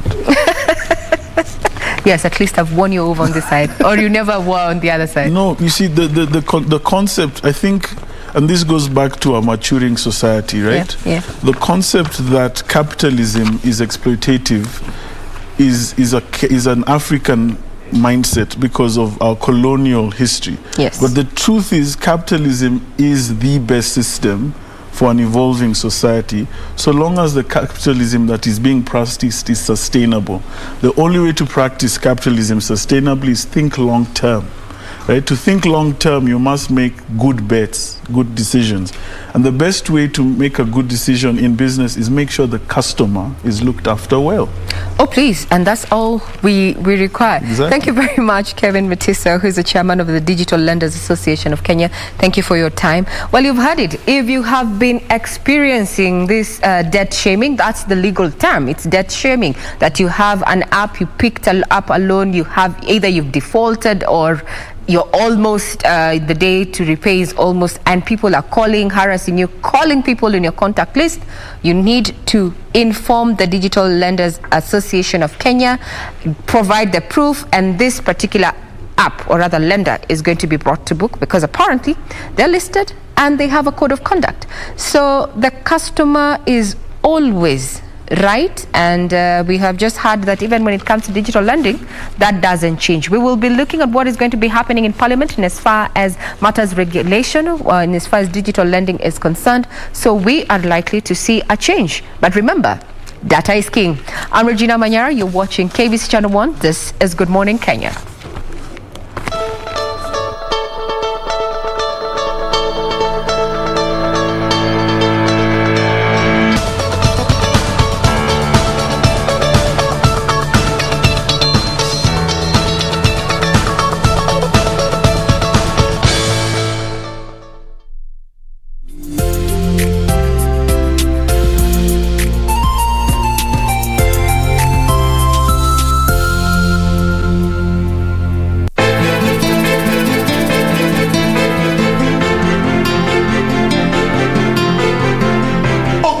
Chumbani kwangu chakule namna unavyotaka bwana. Mimi na uhakika na kile ambacho nilikiona. Mbona uniamini wewe? Mtoto mzuri, laini, lakini una ushamba ka nini? Unagaswaga wewe. Una nini Pili? Una nini wewe na mimi? Si nimekwambia mtu wa maombi amekuja tuombe. Maombi gani bwana? I've got real problems in this house bwana. Sasa nikaoge peupe tu kusinitachunguliwa mimi. Utachunguliwa na nani? Ukichungulia na wewe chungulia. Kwani kutoka kwangu na kuingia kwangu lazima nikwambie wewe? Ni vile Auntie Pili alikuwa yakuletea mgeni. Tiketi ni mamako.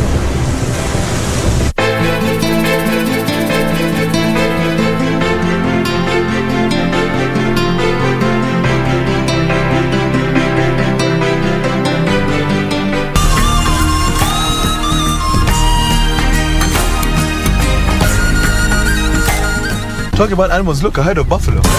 This week on Zurura, Hii kazi mimi leo ninafanya. we take you on a journey from farm to shop. Rock climbing. My toes feel like sardines. We'll also get your adrenaline pumping with a rigorous activity. You can get lost here easily, yeah? You get to find out what conservancies actually do. Expand my mind. And yes, that's all coming right up on Surura. Find your adventure.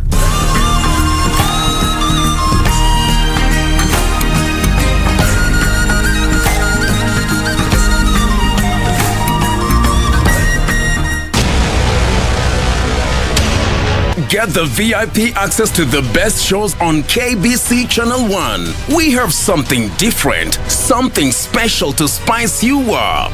Get ready for new, exciting and captivating dramas. Movies. Love the smell. Comedy. I went to the purpose. Huh? Drama. Did he assault the queen in my house, in my presence? News, sports, and so much more. Do the things that make you happy on KBC Channel 1.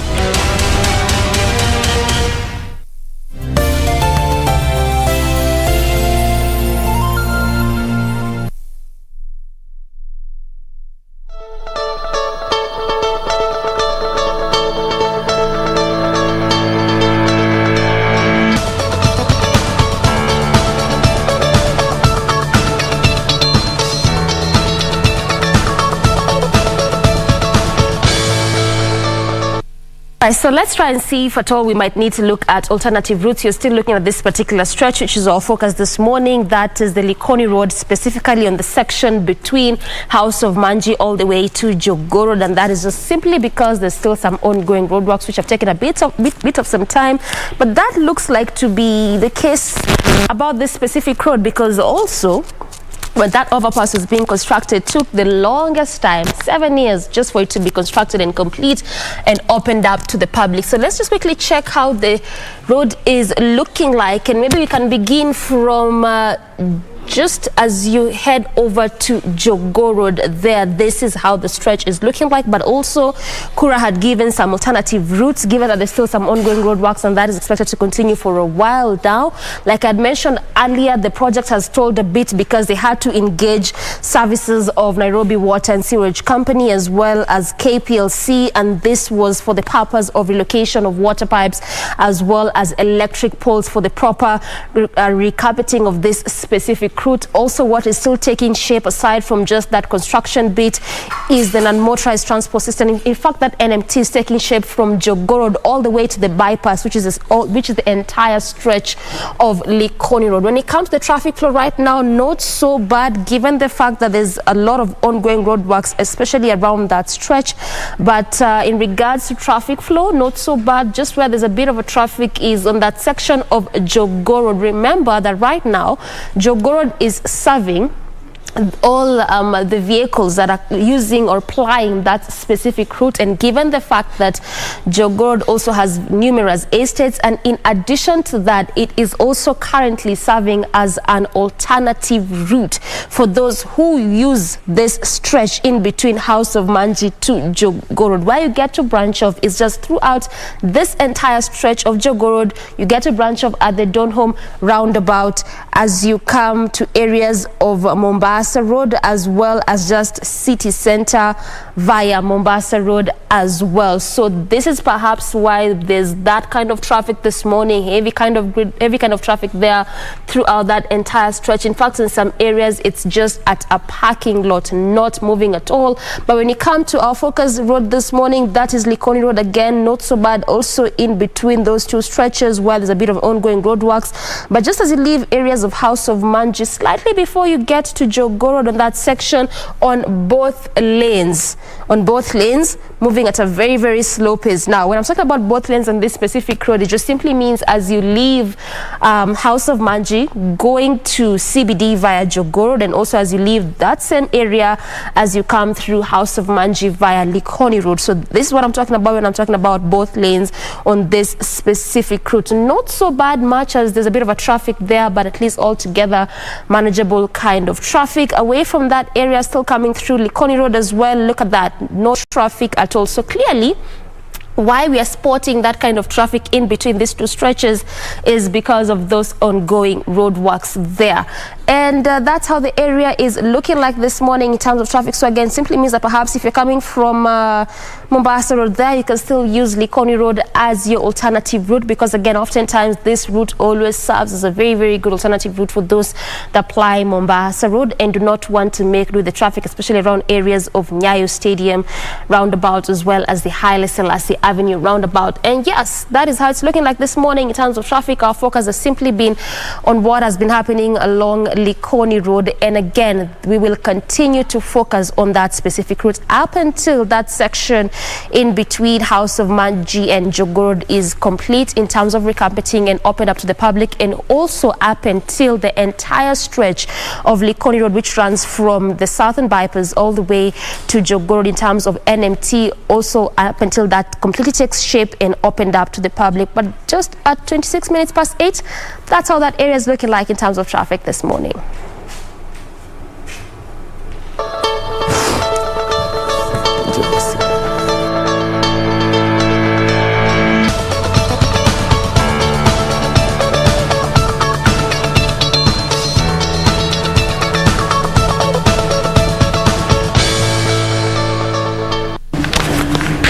All right, and after that, now let's shift our focus to the viewpoint, and let's just take a look at what we are going to be tackling this particular hour.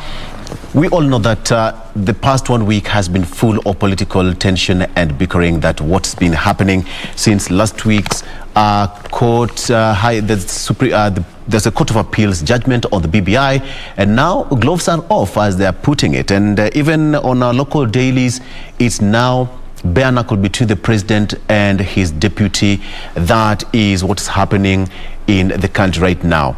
The political temperatures are slowly but surely starting to heat up. What are we expecting moving forward as Kenyans, and even as our politicians are now strategizing for the next general election? Ladies and gentlemen, so in studio I have Wakili, who is still joining me once again. Wakili, thank you so much for joining us once more. Good morning, Mr. Victor, and good morning to our viewers. Karibu sana. And yes, and Wendy Awura, who is Executive Director of Young Women Leaders Connect, who is also joining me once again. Karibu, Wendy. Thank you so much. Good morning, everyone. Karibu sana. We all know what happened last week, and perhaps just to bottle it up today, first of all, Wakili, did you expect whatever we experienced last week? Did you expect it, the outcome of the court's ruling? To some extent, yes, I expected. For one, and I think I mentioned the other time we were here, if you look at the issues that the High Court upheld, there are 23 issues. And one thing, and Kenyans didn't notice, all those issues were interlinked, meaning that if you had to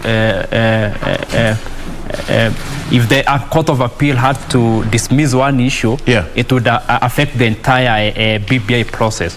If you had to agree with the High Court that IBC was not fully constituted, pursuant to Article 250, then you invalidate the whole process. If you had to agree that President Uhuru Kenyatta was not the right person, the promoter, pursuant to Article 257, then you invalidate the whole process. So it's true that all those 23 issues were interlinked, and it was very hard for the process or for the BBI to be, I think, to go on.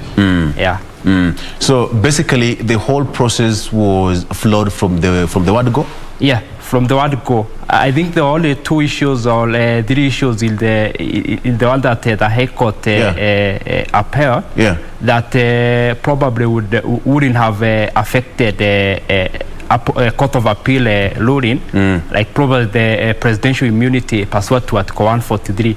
But on the other issue, almost 17 or 18 issues, they were interlinked in a way that if you had to agree with one issue in the High Court, it automatically meant that BBI had gotten to its end. What about you, Wendy? Did you expect that ruling? Let me say, definitely there was a 50-50 expectation from the ruling. For those who are supporting the BBI, definitely they were expecting that it was going to go through because of the pros that are in it, the good things that are in the content, and those who are against it from the word go, they were expecting it to be nullified. So I can say that BBI is a conversation that, despite the rule in which it is now as citizens to abide by the court ruling, there's still open ways of pursuing Article 255 through the Parliament, because now we were pursuing the popular initiative, but now the court has ruled that we cannot hold the referendum right now because of the IBC constitution and all that, the other statements that were given by the court. But I think for those who are pro-BBI, because there were things that we believed that the BBI provisions were going to improve. If you look at the 9-point agenda that were being discussed in the BBI, I mean, the country needs it. It's not about the people who initiated. And if you look at, the question was, if Raila Odinga and Uhuru Kenyatta are the people who initiated through the handshake. The question was if the two people, the two figures are common wananchi, are able to represent the people, because if the popular initiative is supposed to come from the people. So I think that was the main issue there. But there are still windows of how we can still pursue the provisions, because we still have the provision to the Article 256 to amend through Parliament, though I know that we have already 7 pending bills in the Parliament. So there are 3 that are already almost in the second reading. And if we now break it down, I think they can pursue through several MPs taking the bills to the Parliament. So that is an option for those who really wanted the BBI to go through. So for the expectation, it was a 50-50. The country was divided in terms of expectation. Yes. If at all, Wakili, the argument is that IEBC, according to the courts, is that was not properly constituted. So where do we stand as a country? Because IEBC so far has conducted so many by-elections in this country. I think that's the situation that court did in a very Pandora's, to open what we call the Pandora's box in a way that even the chair or the president of the Kenya Law Society was also elected with the same IEBC, including the president of the Court of Appeal was also elected through the same IEBC. So what they are creating is what I would call a constitutional crisis, in a way that you say a body that was not fully constituted, and it has had an opportunity to carry some by-election or subtle election like those one for LSK and the president of the Court of Appeal. And I think it's the reason why the AG finding it within his jurisdiction to go and appeal the Court of Appeal ruling, which he still has an window. The only challenge is that I don't think whether the Supreme Court will be able to overturn the ruling of these two courts, the High Court and the Court of Appeal. But certainly to some issues like the presidential immunity, that one they may decide to set it aside. Although the court also was very clear in terms of Article 143, where you can sue the president. And it stated that you can sue the president in his own personal capacity. Giving an example, perhaps Victor, tomorrow you are the neighbor to the president or state house or his resident home, and his dog happens to bite you. Then you ask the question, can you be able to sue him? And the court said that you can be able to sue him now that that one is not in a constitutional law. But when he's now performing his constitutional law, he enjoys that what we call a presidential immunity. So you cannot be able to sue him. So certainly the AG will be going to the Supreme Court to ask for certain interpretation in that Article 143. And I think if you see like the Court of Appeal was able to overrule the High Court in terms of whether the president contravened Article Chapter 6 of the Constitution, and it stated that the president was not properly served through what we call in law the service of a motion. So certainly the AG is right, and what my colleague has said is also true. that we can also continue pursuing a parliamentary initiative through Article 256. The danger with that is that the court established that our Kenyan constitution has what we call the basic structure. And it states that the basic structure doctrine is not limited to Article 255, sub-Article 1, A to J. It's limited to the preamble, the 18 chapters of the Constitution, and the 6 schedules. And one of the issues that I saw that the parliamentarian want to use do the Article 256 is also the delimitation of the boundaries, right? Which the court pronounced pursuant to Article 89. It's a sole role of IBC. So I think I also foresee a situation where if the parliament started the initiative, some will also go to rush to court, and of course use the precedence of the High Court and the Court of Appeal to support his case. All right. Let's just flip briefly and talk about where we've now been left politically in the country, because it seems like the whole of that process has now opened a whole kind of political reactions, and everybody is now taking advantage of that court ruling. Wendy, this is what we've been treated to since last Friday, right? Yes. The political temperatures are already boiling up. What did you really expect this to open the political Pandora's box the way he's putting it now, that all politicians are now taking advantage of the situation and running with it quite literally? Definitely. Before the BBI ruling, everyone was waiting for the Friday. The Friday ruling. Everyone was holding on to the decisions before that day. I think because it has a lot of implications, especially in terms of alignments, in terms of political groupings. So because now that if you look at now the side of those who are supporting Baba, and he has given a go-ahead that that life has to go on, that BBI was just a conversation that started, and it is a conversation that will continue through other means. So for those who are opposing BBI, I've seen they already the Tanga group, they already started taking it up, as we told you from the onset that this is that the court has now defended the people's right. They've now found a reason to now move around with, to claim that actually the whole BBI process was against the will of the people.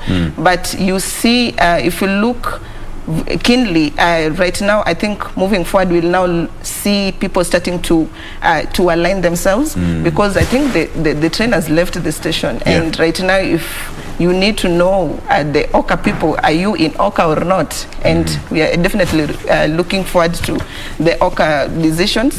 Apart from that, now we have the Team Ruto, we have Baba declared that it is going to be on ballot. So I think it was a major decision time for politicians, and moving forward, even the statements they're going to give in public rallies, in churches, it's going to be linked to BBI, because now that is the hot topic right now.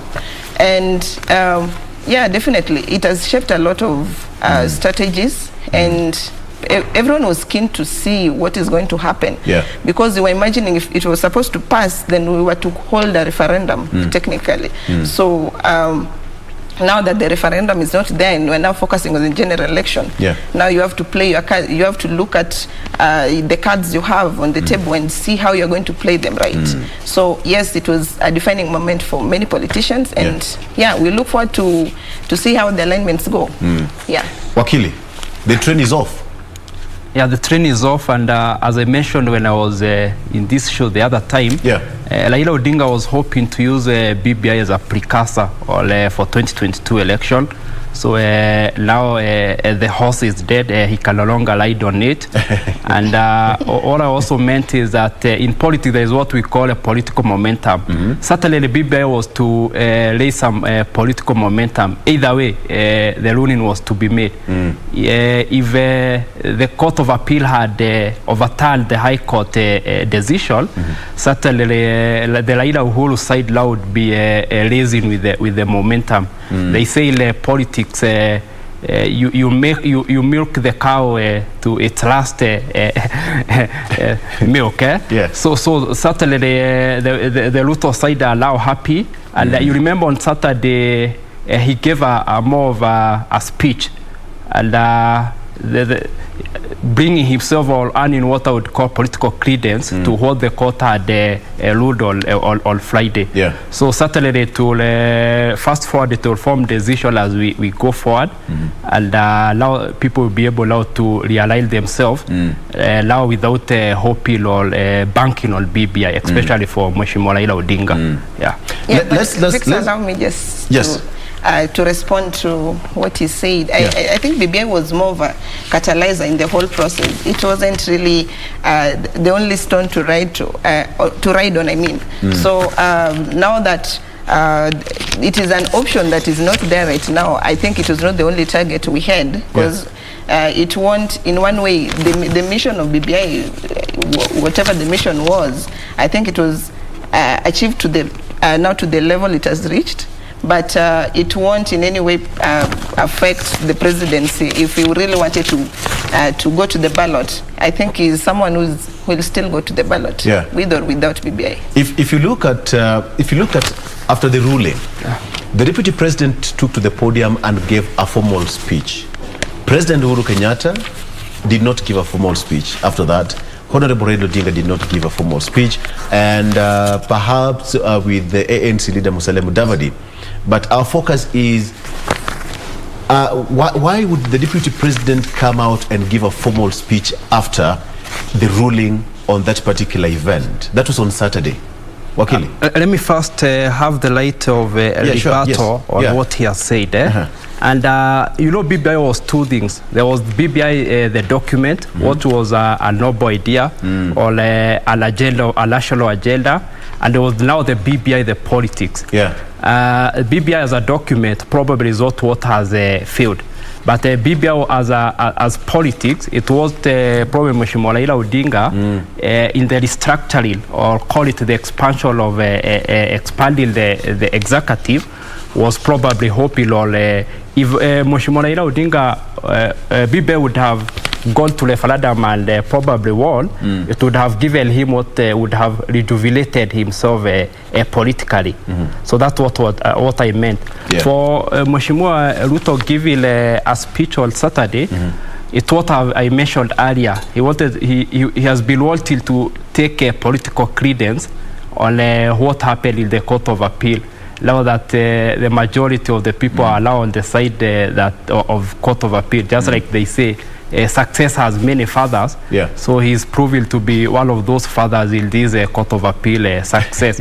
And what I can say, just to caution him, the issue of Court of Appeal and the ruling of BBI are what I would call separation of doctrine of separation of power politics. They have nothing to do with tanga or handshake politics. I see Wendy smiling when you talk of success. I've got so many fathers. I don't know how that is going to be. He is a politician, he had to ride on that moment. Exactly. But then now, the issue of since Saturday, the two gentlemen have now gone head on. And even if you look at the front page of the Daily Nation, gloves are off. And since that day, the president and his deputy seemingly are now reading quite literally from different script. What are we likely to see moving forward, Wendy?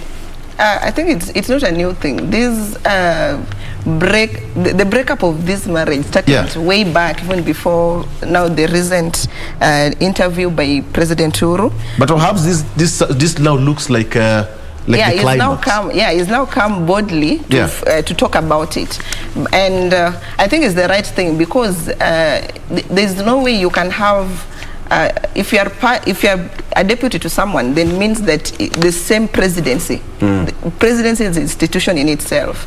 So if you are part of it as the deputy, then it means that you're supposed to be part and parcel of that presidency. If that presidency fails, you will be part of that history. So because you will say during the tenure of President Uhuru, he was deputized by so-and-so.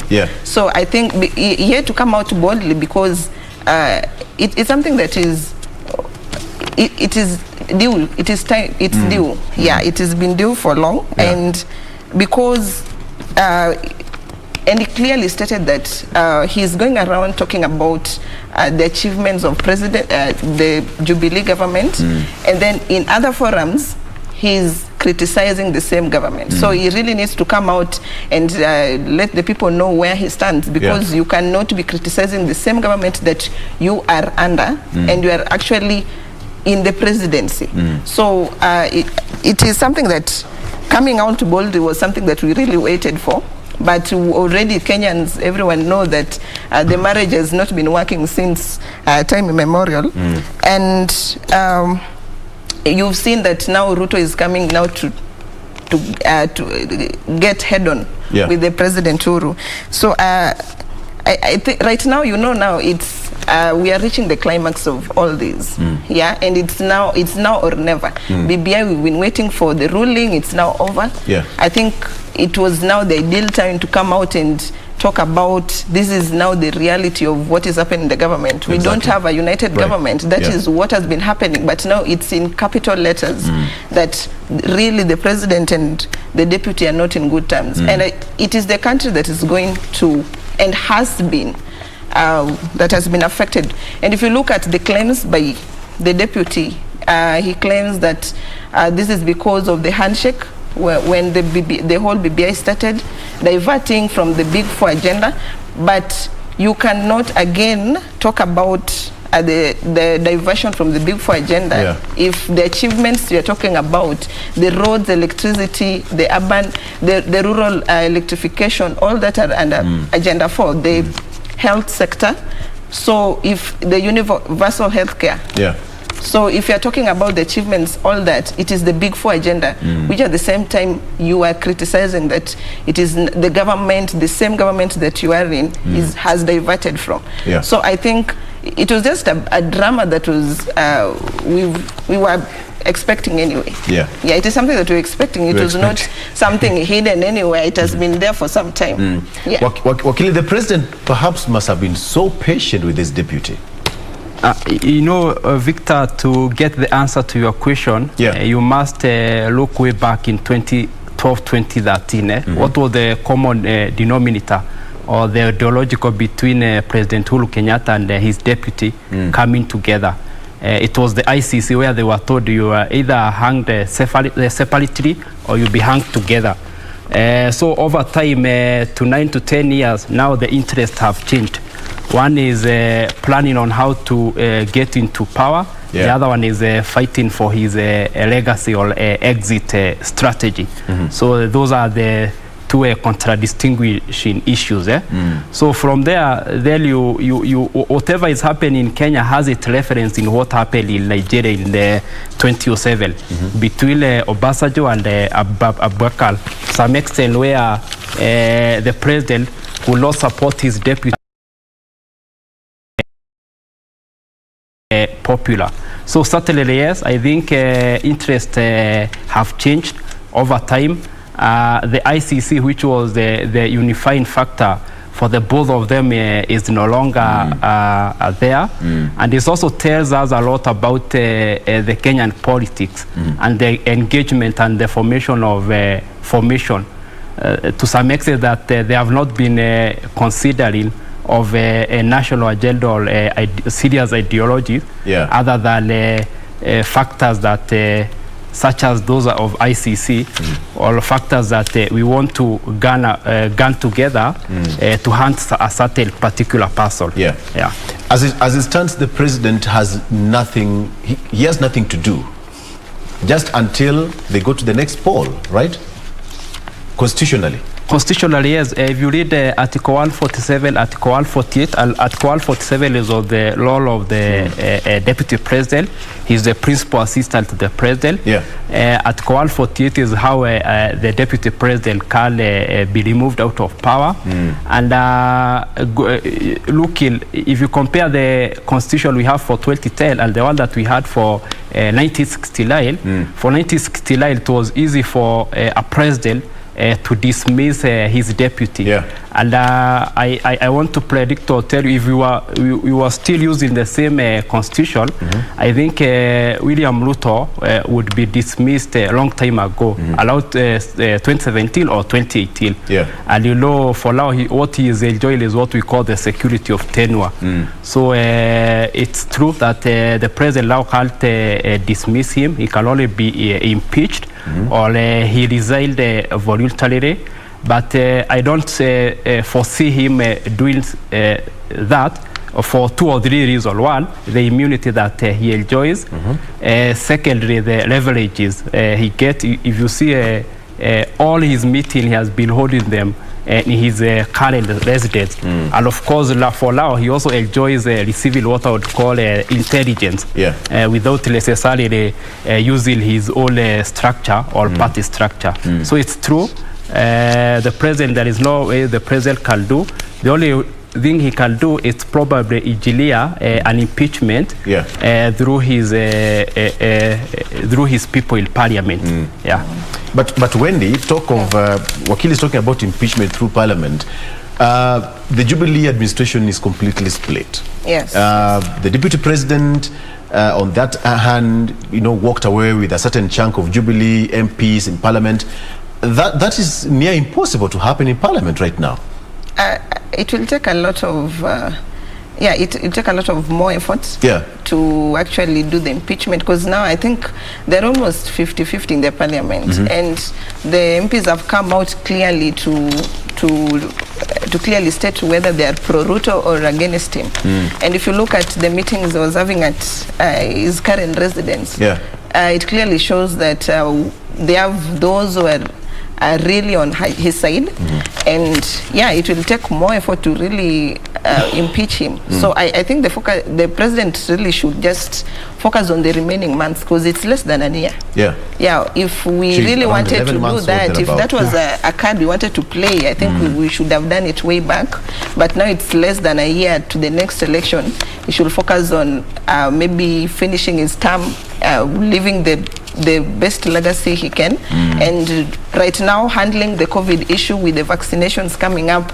I think that should be his focus. And if it was about getting distracted from your deputy being against you, it started way back. I think this is not the right time to start thinking about the impeachment. Think of how we are going to have fair elections, how we are going to constitute the IBC, how we are going to add more vaccines to the country, how we are going to improve healthcare and all that. So I think he has more pending and more necessary issues to really deal with in the less than 1 year to go. Whatever we're being treated to as a nation, we've never experienced this before, where the president and his deputy are at loggerheads for an entire term. This is something that Kenya has never experienced before. From your own perspective, what do you make of this? You see, from the history of Kenya, we've never had a vice president who ascended to presidency immediately. We've never had. And maybe if he is attempting to do that, which may not be so easy for him. So I think it's about him realizing that he wants to get to that seat, but he now started it so early, and he started diverting, getting entangled in all that politics way early. That is now the conflict. So yes, it is something that we've never seen, and I think it's about, everyone is looking at his own interest. Everyone is looking at how he's going to create his space at the position he wants, and the presidency is something that everyone is running for. So definitely, it's something we've never seen as Kenyans if you look at the history. But again, history tells a lot. If history really matters, and a lot of things have been related to history, and it is something to watch out for. But I don't really think that you can just, in the first shot, just ascend to the presidency from the vice presidency. Wakili, in a situation where, the 48 laws of power, is it really healthy for, your boss is on this end, but as his deputy, is it something proper to come out openly and start opposing your boss in an open manner? Because the biggest issue was the handshake, then came the BBI, whom the deputy president all through opposed to this particular end. As Wendy is putting it, this is not something that we are used to as a nation. Did you ever get ready for such an experience? Robert Green's in his first law, in the 48 laws of power, certainly states the way you have stated. But in his 28th law of power, to be precise, he states that if you have to enter political action, enter or get into it with a lot of boldness. And I think that's what Mr. William Ruto, the deputy president, is trying to do. And certainly the reason why they have been such a long loggerhead for a long time, it's the security of tenure that the deputy president is enjoying. If it was those days of Moi, or we were still under the leadership or the governorship of the 1969 Constitution, I think it would be sacked a long time ago. So certainly whatever you have said is true. You should probably go head to head with your boss. But I think one time Deputy President William Ruto mentioned that whatever made them lose in the year 2002 is that Moi had told them to wait, and they happened to have done the campaign very late. So I think we say that give the devil its due. He's been very focused, very consistent, and very hardworking in whatever he's doing in terms of the presidency, running for the going for the higher seat. Whether he'll get it or not, I think time will tell. Wendy, let me just quote what the deputy president said here yesterday. He said that I don't have the luxury to surrender because I'm a man on a mission to ensure that the jobless, those who are running small businesses, and farmers who are struggling become part of this particular nation. Of course, he's been talking about the hustler nation and the bottom-up model of economy. What are we likely to see now that BBI is water under the bridge, and we have this is what we call the final lap in athletics? This is the final lap. What are we likely to see? My concern will be what different are you bringing on board, or what different are you going to tell us? Because the Jubilee, you are part of the Jubilee government, and if it is ending, yes, you are part of the legacy. And if you are, right now you are talking about the Mama Mboga, the Juakali young people, the hustler nation. This is part of the nation that has been the focus in the Jubilee government.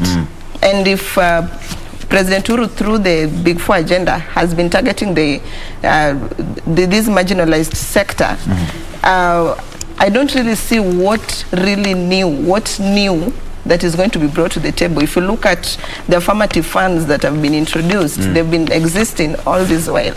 If you're talking about the bottom-up approach, about now they're focusing on the people at the local level, but there has been strategies by the Jubilee government to do that. So I'm really concerned about what new are you talking about that is not or has not been in the manifesto of the Jubilee government, which is part of. I think though Kenyans, we are really blinded by, I don't know, it is a weakness in us that we get blinded by these sweet words, but if you look at the depth of these words, you cannot practically explain what they mean, because if you're talking about the hustler nation and you're talking about the Jubilee manifesto, in a way, there are strategies that I see that are related to the bottom-up approach. Now that this is now a model that has its name quoted bottom-up. If the focus is on the Mama Mbogas, and he's been going around talking about, for example, the electrification, that we've done roads. I think those roads and those electricity, this is what the people at the ground need. The people won't need coming to their doors and giving them money, giving them handouts, giving them mkokotenis. That is not empowerment that we are talking about, empowering the people at the ground. It's about bringing water to the level that the Mama Mboga can reach, making the roads accessible to the markets, making the prices and the taxes go down, making it affordable. Yeah. So I think it's about creating that ideal environment for the people. That is what we mean by empowering people at the grassroots. If it is about the funds, the government funds, it should be now about, if the funds are there, what are we doing about strengthening to reach more people at the locals? So I think he may mean how he put it seems like it's something we are going to be brought to door. That is how he puts it, that we are going to come to your houses door to door. But I mean, we don't need coming to us personally and giving us that money. Yeah. We can make the money, but we just need the good environment. We need the ideal environment. And right now with the COVID-19 pandemic, the economy, what we need to focus on is now the economy, making it better and favorable for the people at the lowest level. So for me, I don't expect anything out of the norms. Yeah. It is everything we've been talking about, but now we've not been doing them. So it's not something new but now as Kenyans, we'll definitely be blinded by the sweet words. Yeah, so I think it's just time for Kenyans to wake up. Kenyans just to wake up. Yeah. Wakili, what's your take on that? Of course, rural economy, hustler nation, bottom up, all these are sloganeers, call them bubbles or hot air, meant to excite the masses by the ethnic elite, and certainly will take them nowhere. We are living in a country where we are highly indebted. So some of these programs that politicians mention, you really wonder how they will be implemented when they get into power. But anyway, they are good agendas, because now we are now moving our politics to discussing of economy. Though the economy being brought by our politicians are not sustainable if you look at our debt. And we can only watch and see how. But either way, you see these are decoys that are there to excite the masses and probably make sure that the masses elect a certain candidate. And what the deputy president has realized, he has realized that in these COVID times, Kenyans are going through many suffering. So he has been the embodiment of those Kenyan suffering, and are now pretending that or coining himself like he will be now the savior in those suffering that Kenyans are certainly going through. And if you look in the writing of one writer called Gigi Lusas, he says for you to govern, you must have two elements. One, you must sell hope to the people. Secondly, you must sell fear to the people. In the year 2017, Mount Kenya, for them to elect President Kenyatta, they were sold what we call the Raila phobia. And for Raila to make sure that his backyard elect him, he sold them the hope of going to Canaan. So we'll see many of those slogans or narrative coming up as we gear to 2022. Yeah. Okay, so the question is, the deputy and his boss are not seeing eye to eye, and as he said, he's a man on a mission. So we expect a lot to happen moving forward. But for the unity of this particular nation, politicians are likely to, as you put it, to sell fear. That is one rule in politics. You have to sell fear. But what is our role as a country, as individuals? Starting with you, Wendy, even as we wind up. Okay, I think it's a mandate of every Kenyan citizen to be really sober in terms of making decisions. The electoral processes is now coming on board. We are now about to start the registration processes by the IBC, and just the first mandate will be just exercising your right in a sober way. I think we've been blinded a lot for a long time, and most of the time you find people crying after electing in regimes. They cry full of what the government has not done and being failed by the same government that we elected. It's a mandate for all citizens to just look at now the current situation. Even we look at the politicians before they come to our doors. Let's look at the opportunities that are there, the challenges that we're facing right now in the middle of a pandemic, and it should really push us to making the right decisions. That will be my my challenge to all citizens. And also, if in terms of coming out to register, and that is part of exercising your constitutional right. I would urge Kenyans to really go to the ballot this time around, because I think there's also fear of, I'm tired of electing failed governments, I'm tired of, you're not I'm tired of choosing between two people, the same people. There's that feeling of Kenyans, and that has really slowed down the really activities of going to vote, and that itself is a failure on us. And I think we have a time frame, we have the opportunity right now ahead of us to really do what is right, and making right choices is what will make this country right. And in terms of unity, I think we need to go beyond our tribal lines. We've done it since independence, and it's not really helping us. And thanks to Handshake, I think right now it has improved at least to some level. And I hope tribalism won't be really the main vocabulary in next year's election. Absolutely. The keyword is go there, make sure that you register as a voter, and this time around, make a decisive decision. Yes, Wakili. Certainly, we say that politics is a tradition of conflict. So I would urge and encourage my fellow citizens that we really avoid conflict between politicians. We don't get entangled into it. And politics is also a game of interest. So all these politicians, certainly before they think of which road they will make for you, we say for them those are normally cosmetic things. The key thing for them is their interest.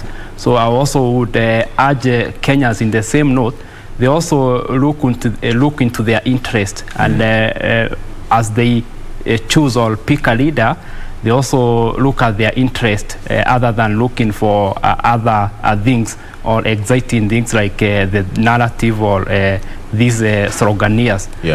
Secondly, what my colleague has said, the only thing Kenyans are left with is general will of the people through voting. We normally say that when you are choosing a president, a governor or a senator, you are certainly getting into a social contract between yourself or that leader for 5 years.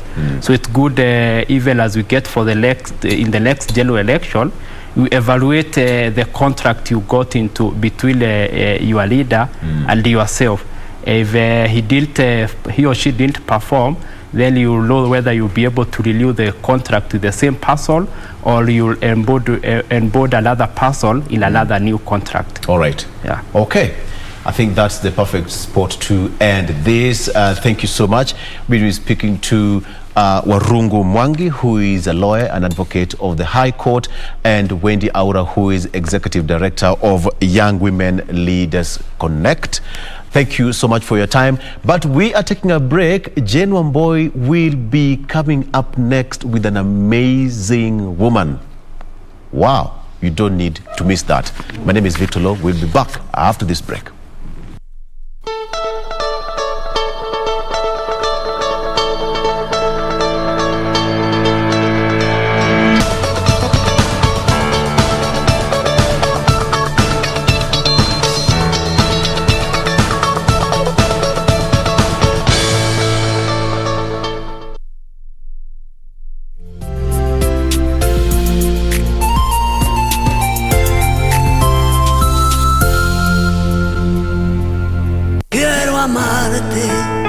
De una forma differente, de otro modo.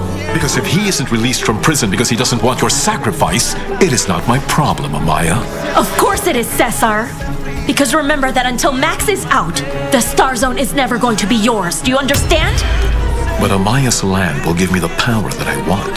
Supremacy over all of you. Forget about it. You and I are not going to make a deal. He's going to have a big surprise when he finds out that the Star Zone doesn't only belong to you. Wait, I don't get it. If it doesn't belong to me, to whom else? As far as I know, Valeria and I are the only living relatives of Florencio Martinez. Quiero amarte de una forma diferente, de otro modo, nunca igual al de otra gente. 月圆风般吹散沉香， So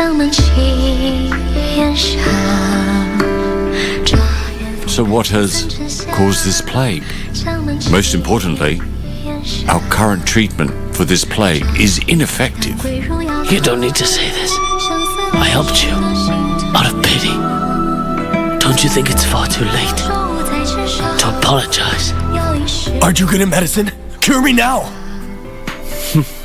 Don't go! We're still brothers, right? You can't go and let me die? Lee, once we're back, I'll put you right into prison. Because that's the place where the likes of you ought to always stay.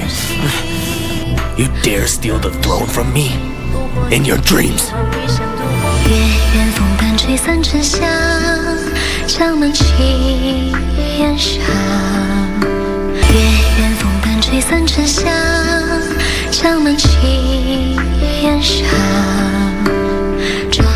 So what has caused this plague?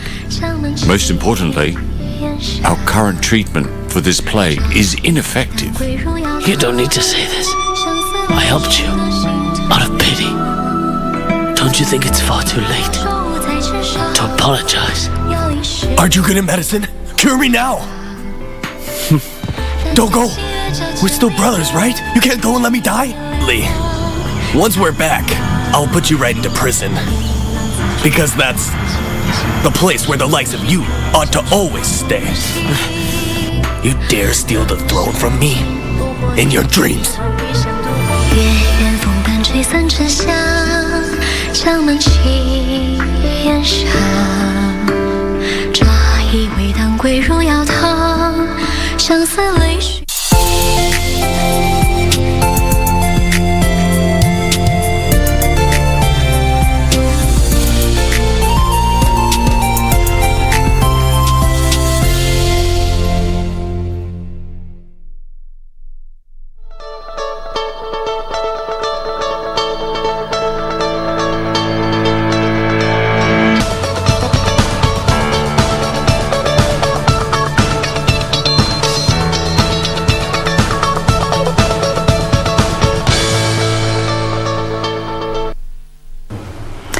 Welcome back. Glad you are still keeping us company here on Good Morning Kenya. In case you are just joining us, karibu tena sana. I am Jane Muboy. Remember, you can always be part of this conversation. Talk to us using the hashtag Good Morning Kenya on Twitter. At KBC Channel 1 is our official station handle. My handle is at Jane Wamboy across all the social media platforms. Now we are on to the final segment for the day, and this is Women at the Forefront. And with us in studio today, we have Jimia Abdul Yusuf, who is the co-founder of the Fadl Kader Leukemia Foundation. Good morning. Morning to you, Jane. How are you? I'm good. Thank you so much for making time to be with us today. Thank you so much. I really do appreciate. Karibu sana. Maybe we could start with your social media handles so that our viewers can also interact with you. That's your camera right there. Okay. My full names are Jimia Abdul Yusuf. That's the name I use on Facebook. My Twitter handle is Jimia AB. And our organization's Twitter handle is FLF_ORG. Our Facebook page goes by the name Fadl Kader Leukemia Foundation. All right. Yeah. Now, let's start with the foundation, because it's part of what is making this discussion today. So there is a story to it, and maybe you could start as the co-founder. Tell us a bit about the background when it comes to Fadl Kader Foundation. Okay. Basically, Fadl Kader all started from Facebook. Before the organization was formed, I started off by fundraising for a kid from who had 3 holes on her heart.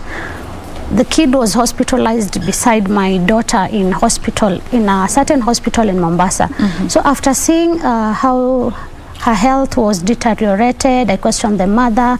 I decided to give out a helping hand by using social media to raise funds. Yes. So I did, and other friends joined in, and the good thing is we got enough funds for her to get to be airlifted to India to get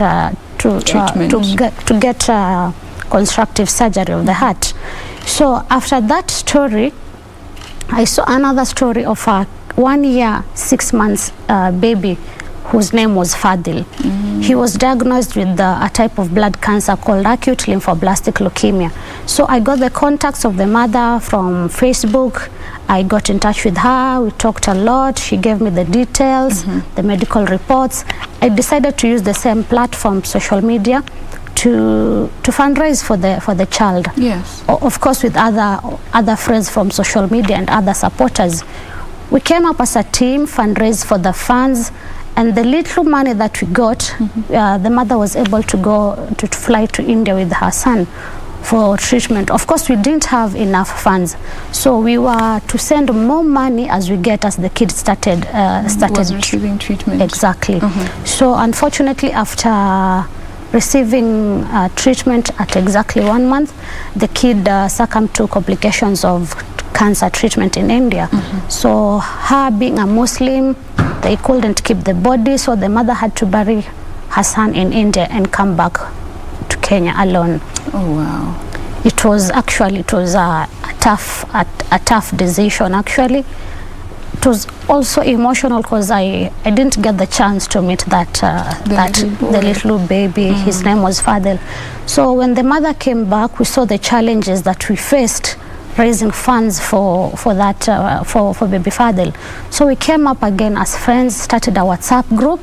Through the WhatsApp group, we were a few friends. We used to chip in from our pockets and support different cases that we have of cancer children, cancer, other types of cancers, like doing monthly shopping, just some little bit of where we can help. That's what we used to do. So as time goes by, we used to be getting a case at a case.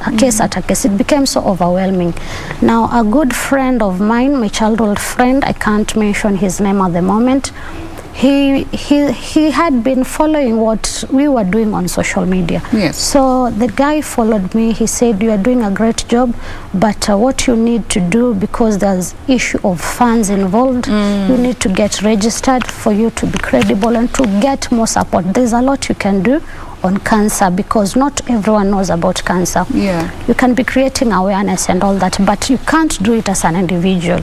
You need to use the legal direction, the right direction. A more structured way. Exactly. Okay. So the WhatsApp group came to be an NGO, a legally registered NGO in the year 2016. Actually, we are now, the month of November, will be celebrating our 5th anniversary. We thank God for that. So we registered the group as an NGO, and the name of the organization, Fadil Kada. Fadil is the name of the baby who passed away in India while receiving treatment and buried in India. Kada was his nickname. I can say the name that the mother used to call his son at home, my Kadamon, my Kadamon. So the name of the organization is actually after the baby who passed away. Exactly. Right. We couldn't do we couldn't save the boy, or we couldn't do much for him, because actually it was a late diagnosis.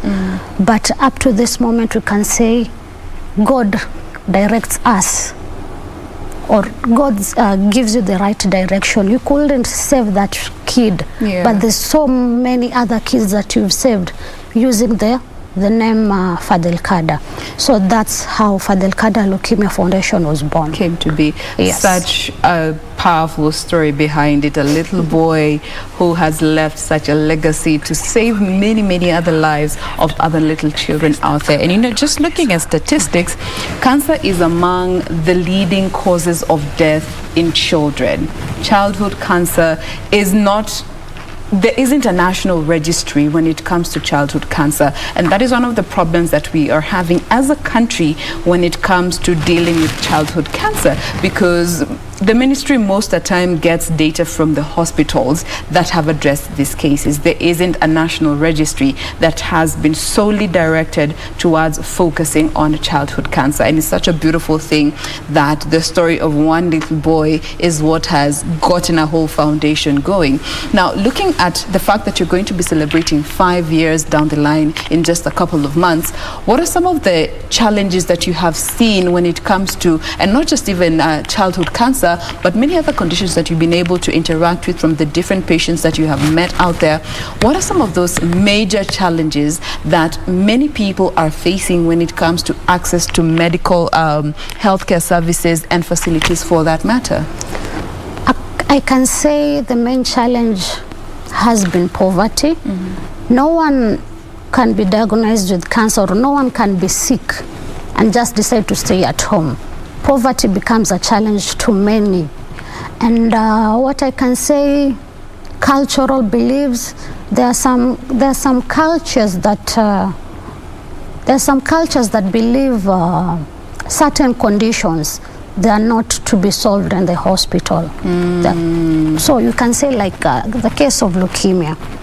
Many people, when there is a problem with the blood, low blood counts, you'll see some other people believe that maybe the kid is possessed. There's a kind of, I can say, demons. Yes, demons sucking up the blood. We have seen such kind of cases. So they decide to seek other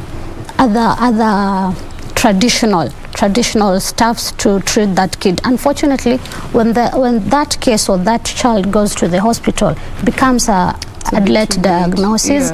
The kid's health is really deteriorated. So I can say poverty. And when we say about the financial constraints, also it falls under poverty. It falls under poverty and lack of information. So many people back in the villages don't have information about cancer. Not only in the villages, I can say it's countrywide. Most of us know about breast cancer, and most of us know breast cancer only affects women. Unfortunately, breast cancer also affects men. We have cases of men being diagnosed with the breast cancer. So you see, like not many people know about it because sensitization isn't being done or isn't reaching where it's supposed to reach the people in mashinani. Yes. So I can say lack of awareness also is a big problem in our communities. All right. Yeah. Now, I came across an article that was looking at the fact that when it comes to childhood cancers, there has also become a trend where some of these children are abandoned. I don't know if you've come across such cases either at hospitals or just within the community when they are found to be having cancer, and then looking at the financial burden that is to come, some end up being abandoned. Is this something that you have come across? Yes, many cases. We usually also do visit hospitals. We've seen a case where, at the National Hospital, we've seen a case whereby a mother abandons his or her daughter or his or her son, and the kid is forced to stay with the father, and the father is still the breadwinner. We've seen a case like that. And we've seen quite a number of cases whereby when a kid is diagnosed with cancer, the dad backs off.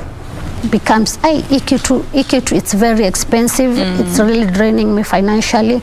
The kid remains with the mom. Okay. We've seen so many kind of such stories. Exactly. Now that brings me to now the aspect of the caregiver who is involved in such a situation. How do you as an organization involve them in this whole conversation, making sure that they're also getting the support they need to be able to effectively care and be there for the child or patient that may be involved in this case? We usually deal with one case at a time, because what we depend on is social media platforms to raise funds for those kinds of children. We get a case, we ask the parent, where is the kid getting treatment? We get all the medical reports, we verify them, we consult even the hospitals. Is this a genuine case? The hospitals verifies. Some other cases we even talk to the doctor to verify the situation. So we set up an account. We advise the mother to set up a pay bill, to set up a medical bank account for his or her child. So what we do, we campaign through social media. We vigorously campaign. It becomes there are some moments it becomes really tiresome. It becomes really emotional. But when you look back, when you look at that child, you get motivated and continue. So you'll get a case whereby a child needs like 1 million. Yes. We can't raise 1 million in 1 week. We can't raise even 500,000 in a week, but we can raise session by session, as in a chemo session by a chemo session. Let's say a kid gets 1 chemo session per month. We even advise the mother to get registered with NHIF. If she cannot afford it, then we pay from the funds that we raise. It becomes NHIF really helps a lot. So the NHIF will pay a certain percentage of the medical. Then we as an organization will raise funds for the remaining part and pay the funds. There are some cases we cater for even the accommodation, because you'll find a kid going from Mombasa to Eldoret to get treatment. There's no one, let's say, to accommodate them. We can accommodate them by paying, let's say, the guests. We pay for the transport, for the pocket money and the medical expenses. So we cannot help like the whole problem that the family has, but at least we can say we enlighten that financial burden from the parent, because that becomes the exact biggest challenge. Exactly. Now, maybe there's somebody who's watching us today and they would love to be part of this foundation in terms of assisting in whatever way they can, in the different forms that they can. Given you are the co-founder, what forms of assistance do you think are necessary to help you in what you do, to help all those other people and patients that are in dire need of such assistance? What I can say is, whenever you see an appeal that is posted on our social media platform, 1, contribute any amount that you can, even just 10 shillings. Makes a big difference. 2, share the plights that we have. They are genuine. There are some. Always verify before you post anything. Yes, we do verify from the hospital. We consult even the doctors. We get the medical reports. They are all verified medical cases. That's why I say we usually pick 1 case at a time. Even if you have now known you call me, Jimia, there's another kid that they need assistance. Just because I know you, I want to just take that case, because there are some other kids in line. I get so many people complaining, why are you not taking up this case? Because there's another kid. I'm not in a position to help, to help everyone. It's usually I go with this thing, reach one. Each one reach one. Exactly, reach one and lift one. We cannot support all the kids. We wish we could, but we can't. So it's usually 1 kid at a time. So contribute any amount that you can. Share the medical appeals that we post. Most of all, pray. Really pray for these kids, because even the doctors say we are only doing our part. But only God is the final healer. We are just doing our part. So there are some people who cannot afford 10 bob. There are some people who cannot afford 10 bob, but we usually even appreciate the prayers, the massive prayers that they do. We usually appreciate them sharing the plights that we post on social media. Another case, not necessarily making paying the hospital bills. There are some things you can assist the family with, like paying their utility bills, giving them like their monthly upkeep. Like you can even say, oh, let me today go and buy them a packet of unga. It makes a big difference. Let me today go and take that, if the kid is feeling a little bit better. Let me relieve the mother that depressing time. Let me take this child out. I can take the kid out to play, something like that, to have fun, so that even the parent can relax. Another thing, you can visit the hospitals. There are so many families in the hospitals, because it's not a one-day treatment. There are some children in the hospitals, in the cancer ward, where they are receiving treatment like for 6 months. So visit the hospital. When you visit the hospital, you will appreciate the good life or the good health that you are having out here. So when you visit them in the hospital, you give them hope. And one more advice, when you do visit the hospital, do not cry. You're supposed to give them hope. Even if you are seeing that this child is really deteriorated, there is no hope, just keep it to yourself. You're supposed to give hope to that parent. In those situations, you find the sick child, okay, the child is in pain, but I can say not as much pained as the caregiver. Yeah. The caregiver needs emotional support. The caregiver needs prayers. He or she cannot do it alone. So any way that you think you can give support to any family, just do it. Even if you will pay, yes, even if it means like buying fruits for them, just do it. Even if you say, this month I'm going to cater for all your electricity tokens, just do it. Even if it means that today, this month I'll pay for your water bills, just do it. Any kind of help that you feel like, not only the medical appeal. There are so many situations at home that you can do. Even if you feel like you cannot offer any financial help, you can decide to go at their residence. Say, Mama so and so, I've come today with my team. We want you today to relax. Today we are going to do general cleaning of your house. We will wash your clothes. We will wash your utensils. We will wipe your house. We just want to do general cleaning of your house so that you can relax with your child. That's the little things that you can do. You can offer even, let's say, tomorrow are you going to the hospital? Yes. Then the Uber services will be on me. Those kind of little helps. You don't have to offer millions of shillings to those families or just escorting them to the hospital. Be there with that child while receiving chemo. It gives so much hope and strength to that parent. So whatever form of assistance you can give in whatever shape, form or manner is absolutely welcome, as long as to the good of the patient or the people involved. Exactly. All right. Now, why don't you remind us the social media handles once more so that our viewers can also keep interacting with you on those platforms? My Facebook page, again, it's Jimia Abdul Yusuf. My Twitter handle goes by Jimia AB. And our Facebook page for the organization goes by the name Fadil Kada Leukemia Foundation, and Twitter handle it's FLF_ORG. There we go. Yeah. So interact with them on those platforms, and you can be able to, if you have any questions or any queries, I do believe you'll be able to assist as and when you get there. Exactly. All right. Now let's talk about this sash that you are wearing. Youth of the Year. Youth of the 2021 Year. Health category. Tell us a bit about that. Wow. This came actually as a surprise. First of all, I don't know whoever nominated me for this award. What I do You didn't submit your name? No, I didn't.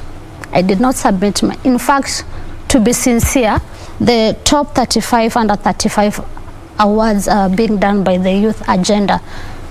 To be frank, I didn't know about the Youth Agenda. I came to know yesterday that they have been in existence for the last 25 years, since 1996. I came to know about it this year. Whoever nominated me or whoever nominated Fadil Kada for this award, we really do appreciate it. Okay, now how it happened, I can say it's all someone caring, or one of our supporters seeing what we do on social media, so decided to nominate us for it. So what I saw via my email address was you have been you have been mentioned, blah blah blah. I think it was a long email, so you need to submit this and this document, and the email address was @gmail.com. I say this must be one of those scams. Exactly. Okay, I said let me give it a benefit of doubt. Let me just search for it. There was this lady who signed that email called Winnie Moriasi. To be sincere, I didn't know Winnie Moriasi. I decided to search on Facebook Winnie Moriasi. I didn't see. Twitter, I didn't see Winnie Moriasi. So I went to Google. I searched Winnie Moriasi and I saw her name on LinkedIn. So, okay, she's on LinkedIn, she's under the youth agenda, she's working for the youth agenda, then it must be a genuine one. So I decided to submit all the documents they had requested. They replied, we'll get back to you. After a few weeks, they sent me an email. You've proceeded to the next phase. So you are booked for a virtual interview with a panel. I said, whoa, it's going to be virtual. Pressure. I've never done something like that. Yes. Yeah. So I was booked for the interview. The day came. To be sincere, the questions that they asked, I actually, after the interview, actually laughed at myself. I said, oh my God, what have I done? Did I really answer the questions that they really asked? Because I didn't see myself answering exactly what they were saying, rather than I thought like I was marketing our organization. Exactly, that's what I saw. But after a few hours, my Twitter handle isn't that quite active, but I saw a notification then on the Twitter app. When I logged in on Twitter, wow, I've proceeded to the finals. Under the same category, we were 15. I said, oh my God. I decided to inbox a friend of mine. I told her I've proceeded to the finals, but I don't think I'm going to win because we are 15 of us under the same category, and some of them, they were on the same category last year, but they didn't make it, so I guess they were nominated again this year. So, but I told my friend, where I have reached and I've seen it's done by it's recognized by the Ministry of ICT, Youth and Innovation. The finals, I'm already satisfied with it. She told me, no, don't give up, just pray. This is a prestigious award. I said, okay, but whatever the outcome, I'm still satisfied where I have reached. I'm okay with it. Yeah, I'm okay with the finals.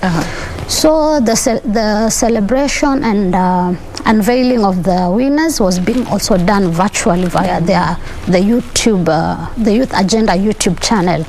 So I decided, let me just follow the unveiling of the winners. I clap for the winners because I know one day even there are people who will clap for me. Yes. You need to celebrate others, so let me just follow. I saw the celebration, blah blah blah, the sponsors of the event and all that. And then when they were unveiling the health category, the first one, Jimmy Abdul Yusuf, I was like, huh? Hold up. Really? Okay, I was in the office actually I'm also employed somewhere else. So I felt like crying, but when I checked the other side, my boss was there and I said, okay, let me just keep quiet. Yes. I listened to the whole thing. We were 3 winners under the same category. Then I faced my boss. I told my boss, I have won, Alhamdulillah. What have you won? Is it the FOIA awards? Because there's another award people are voting for me. Yes.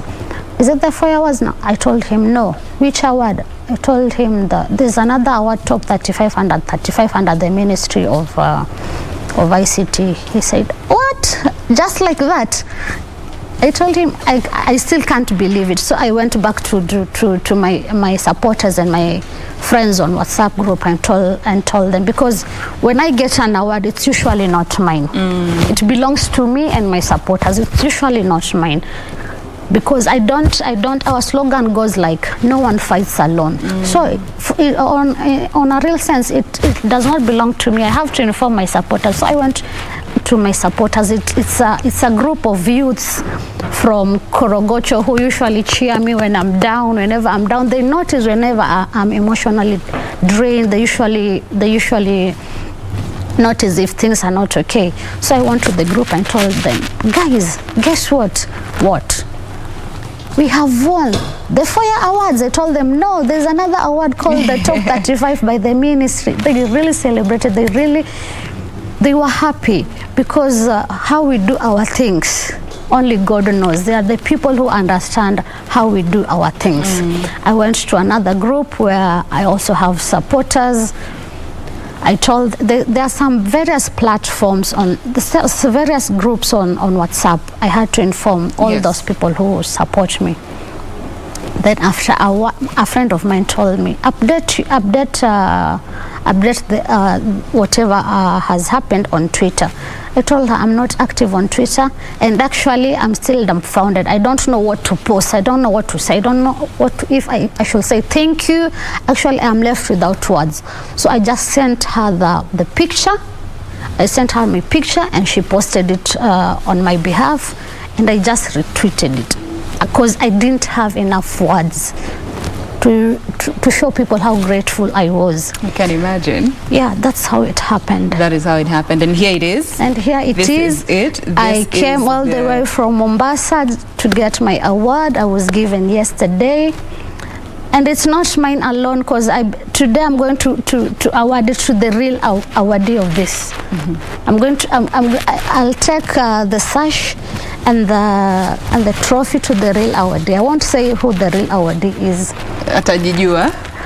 They'll just see it on my social media platform who the real awardee is. Awesome. Now we hope to see that update as we go on with the day, but also looking at the fact that so much has happened in this past year with the pandemic and all. How would you say, you know, just some of the lessons that you have learned also as an organization in line with what you are doing, given it's in the medical space, and then the pandemic came. It, of course, disorganized so many people. Exactly. And maybe you can tell us how it was on your end, and, you know, just the lessons that you're taking with you moving forward from this pandemic in line with what you are doing as an organization.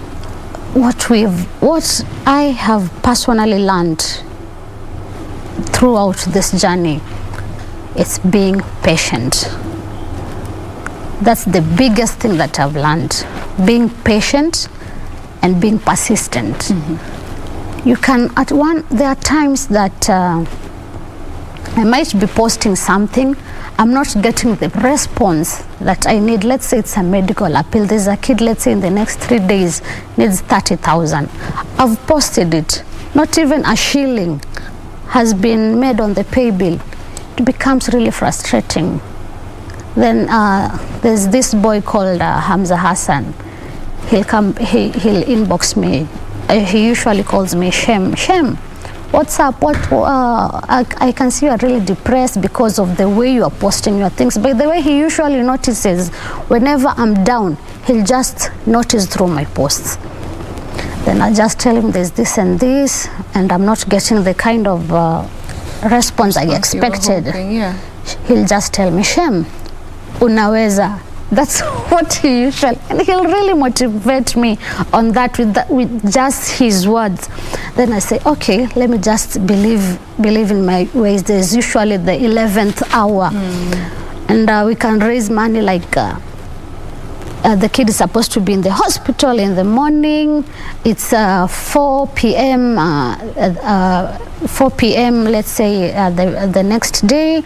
We still don't have funds, but when I wake up in the morning, God has done it. Then I believe, yes. Then I tell him, Shem, you told me unaweza, and I believe in it now. When you intend to do something, when you're passionately about something, just believe it. Even if you see there's no way, there's no path, create your own path. Where there's a will, there'll always be a way. Exactly. So we've learned to be persistent. We've learned to be patient in everything that we do, and believing in ourselves. Absolutely, that is important. When you venture into anything, you need to be your number one cheerleader. Exactly. Now, as we bring this segment to a close, in terms of partnerships, is it something you have thought of and considered in when it comes to moving forward to also enable your journey be more efficient, and you can be able to reach a wider group of patients and people who need assistance? If that is the case, what kind of partnerships do you think would be relevant in your organization to make sure that you're actually helping those that you intend to help? Okay, I believe, we've been doing partnerships. We've been doing partnerships with because you can see from organization, none of us is a medic. When we are sensitizing the public, a medical expert has to be there, because the public might ask a question, we want to be in a position to answer, or we might answer and mislead that person who asked the question. So most of the time we do partner with on the medical field. We partner with the Pathologist Liaison Center in Mombasa. Once in a while we partner with the Mombasa Cancer Center. Dr. Riaz comes and helps us in creating awareness to the public. And when we go to a certain community, we believe partnering with the local community.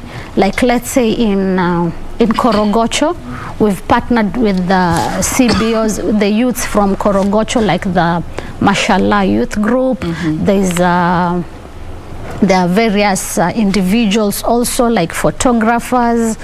There are some photographers, individual photographers, who come in. They cannot help us financially, but they can offer their skills and they offer their services. Like there's a boy called Krabes, there's a boy called Stephen Juguna, there's a lady called Asha Said. They cannot afford to give us financial support, but they believe in partnering with us and offering their skillful services. Exactly. There are some youths we usually partner with. They cannot offer financial support, but they can offer their talent. But like there's a boy called Halkano.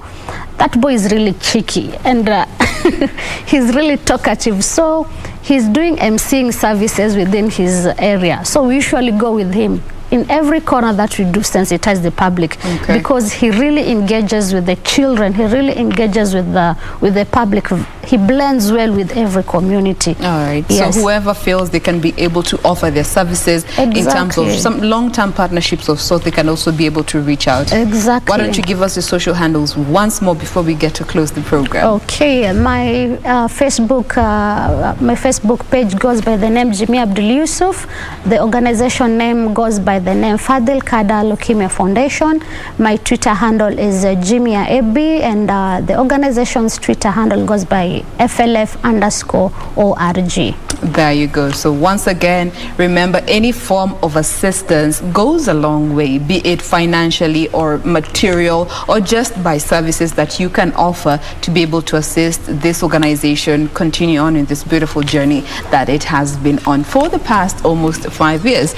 We have been speaking with Jimia Abdul Yusuf. She is the co-founder of the Fadil Kada Leukemia Foundation. Thank you so much for making time to be with us.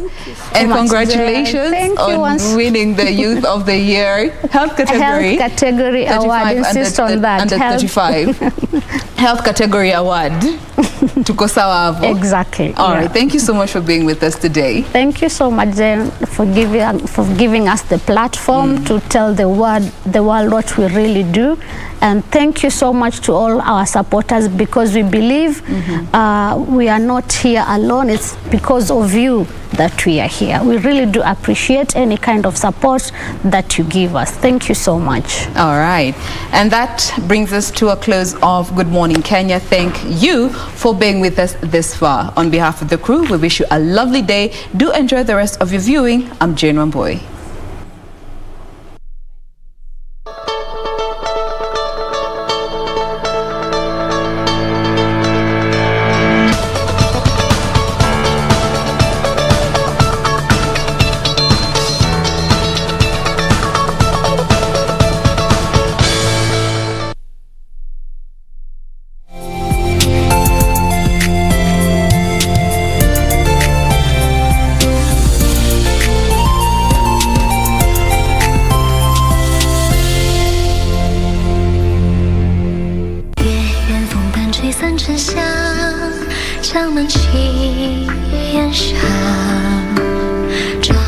So what has caused this plague?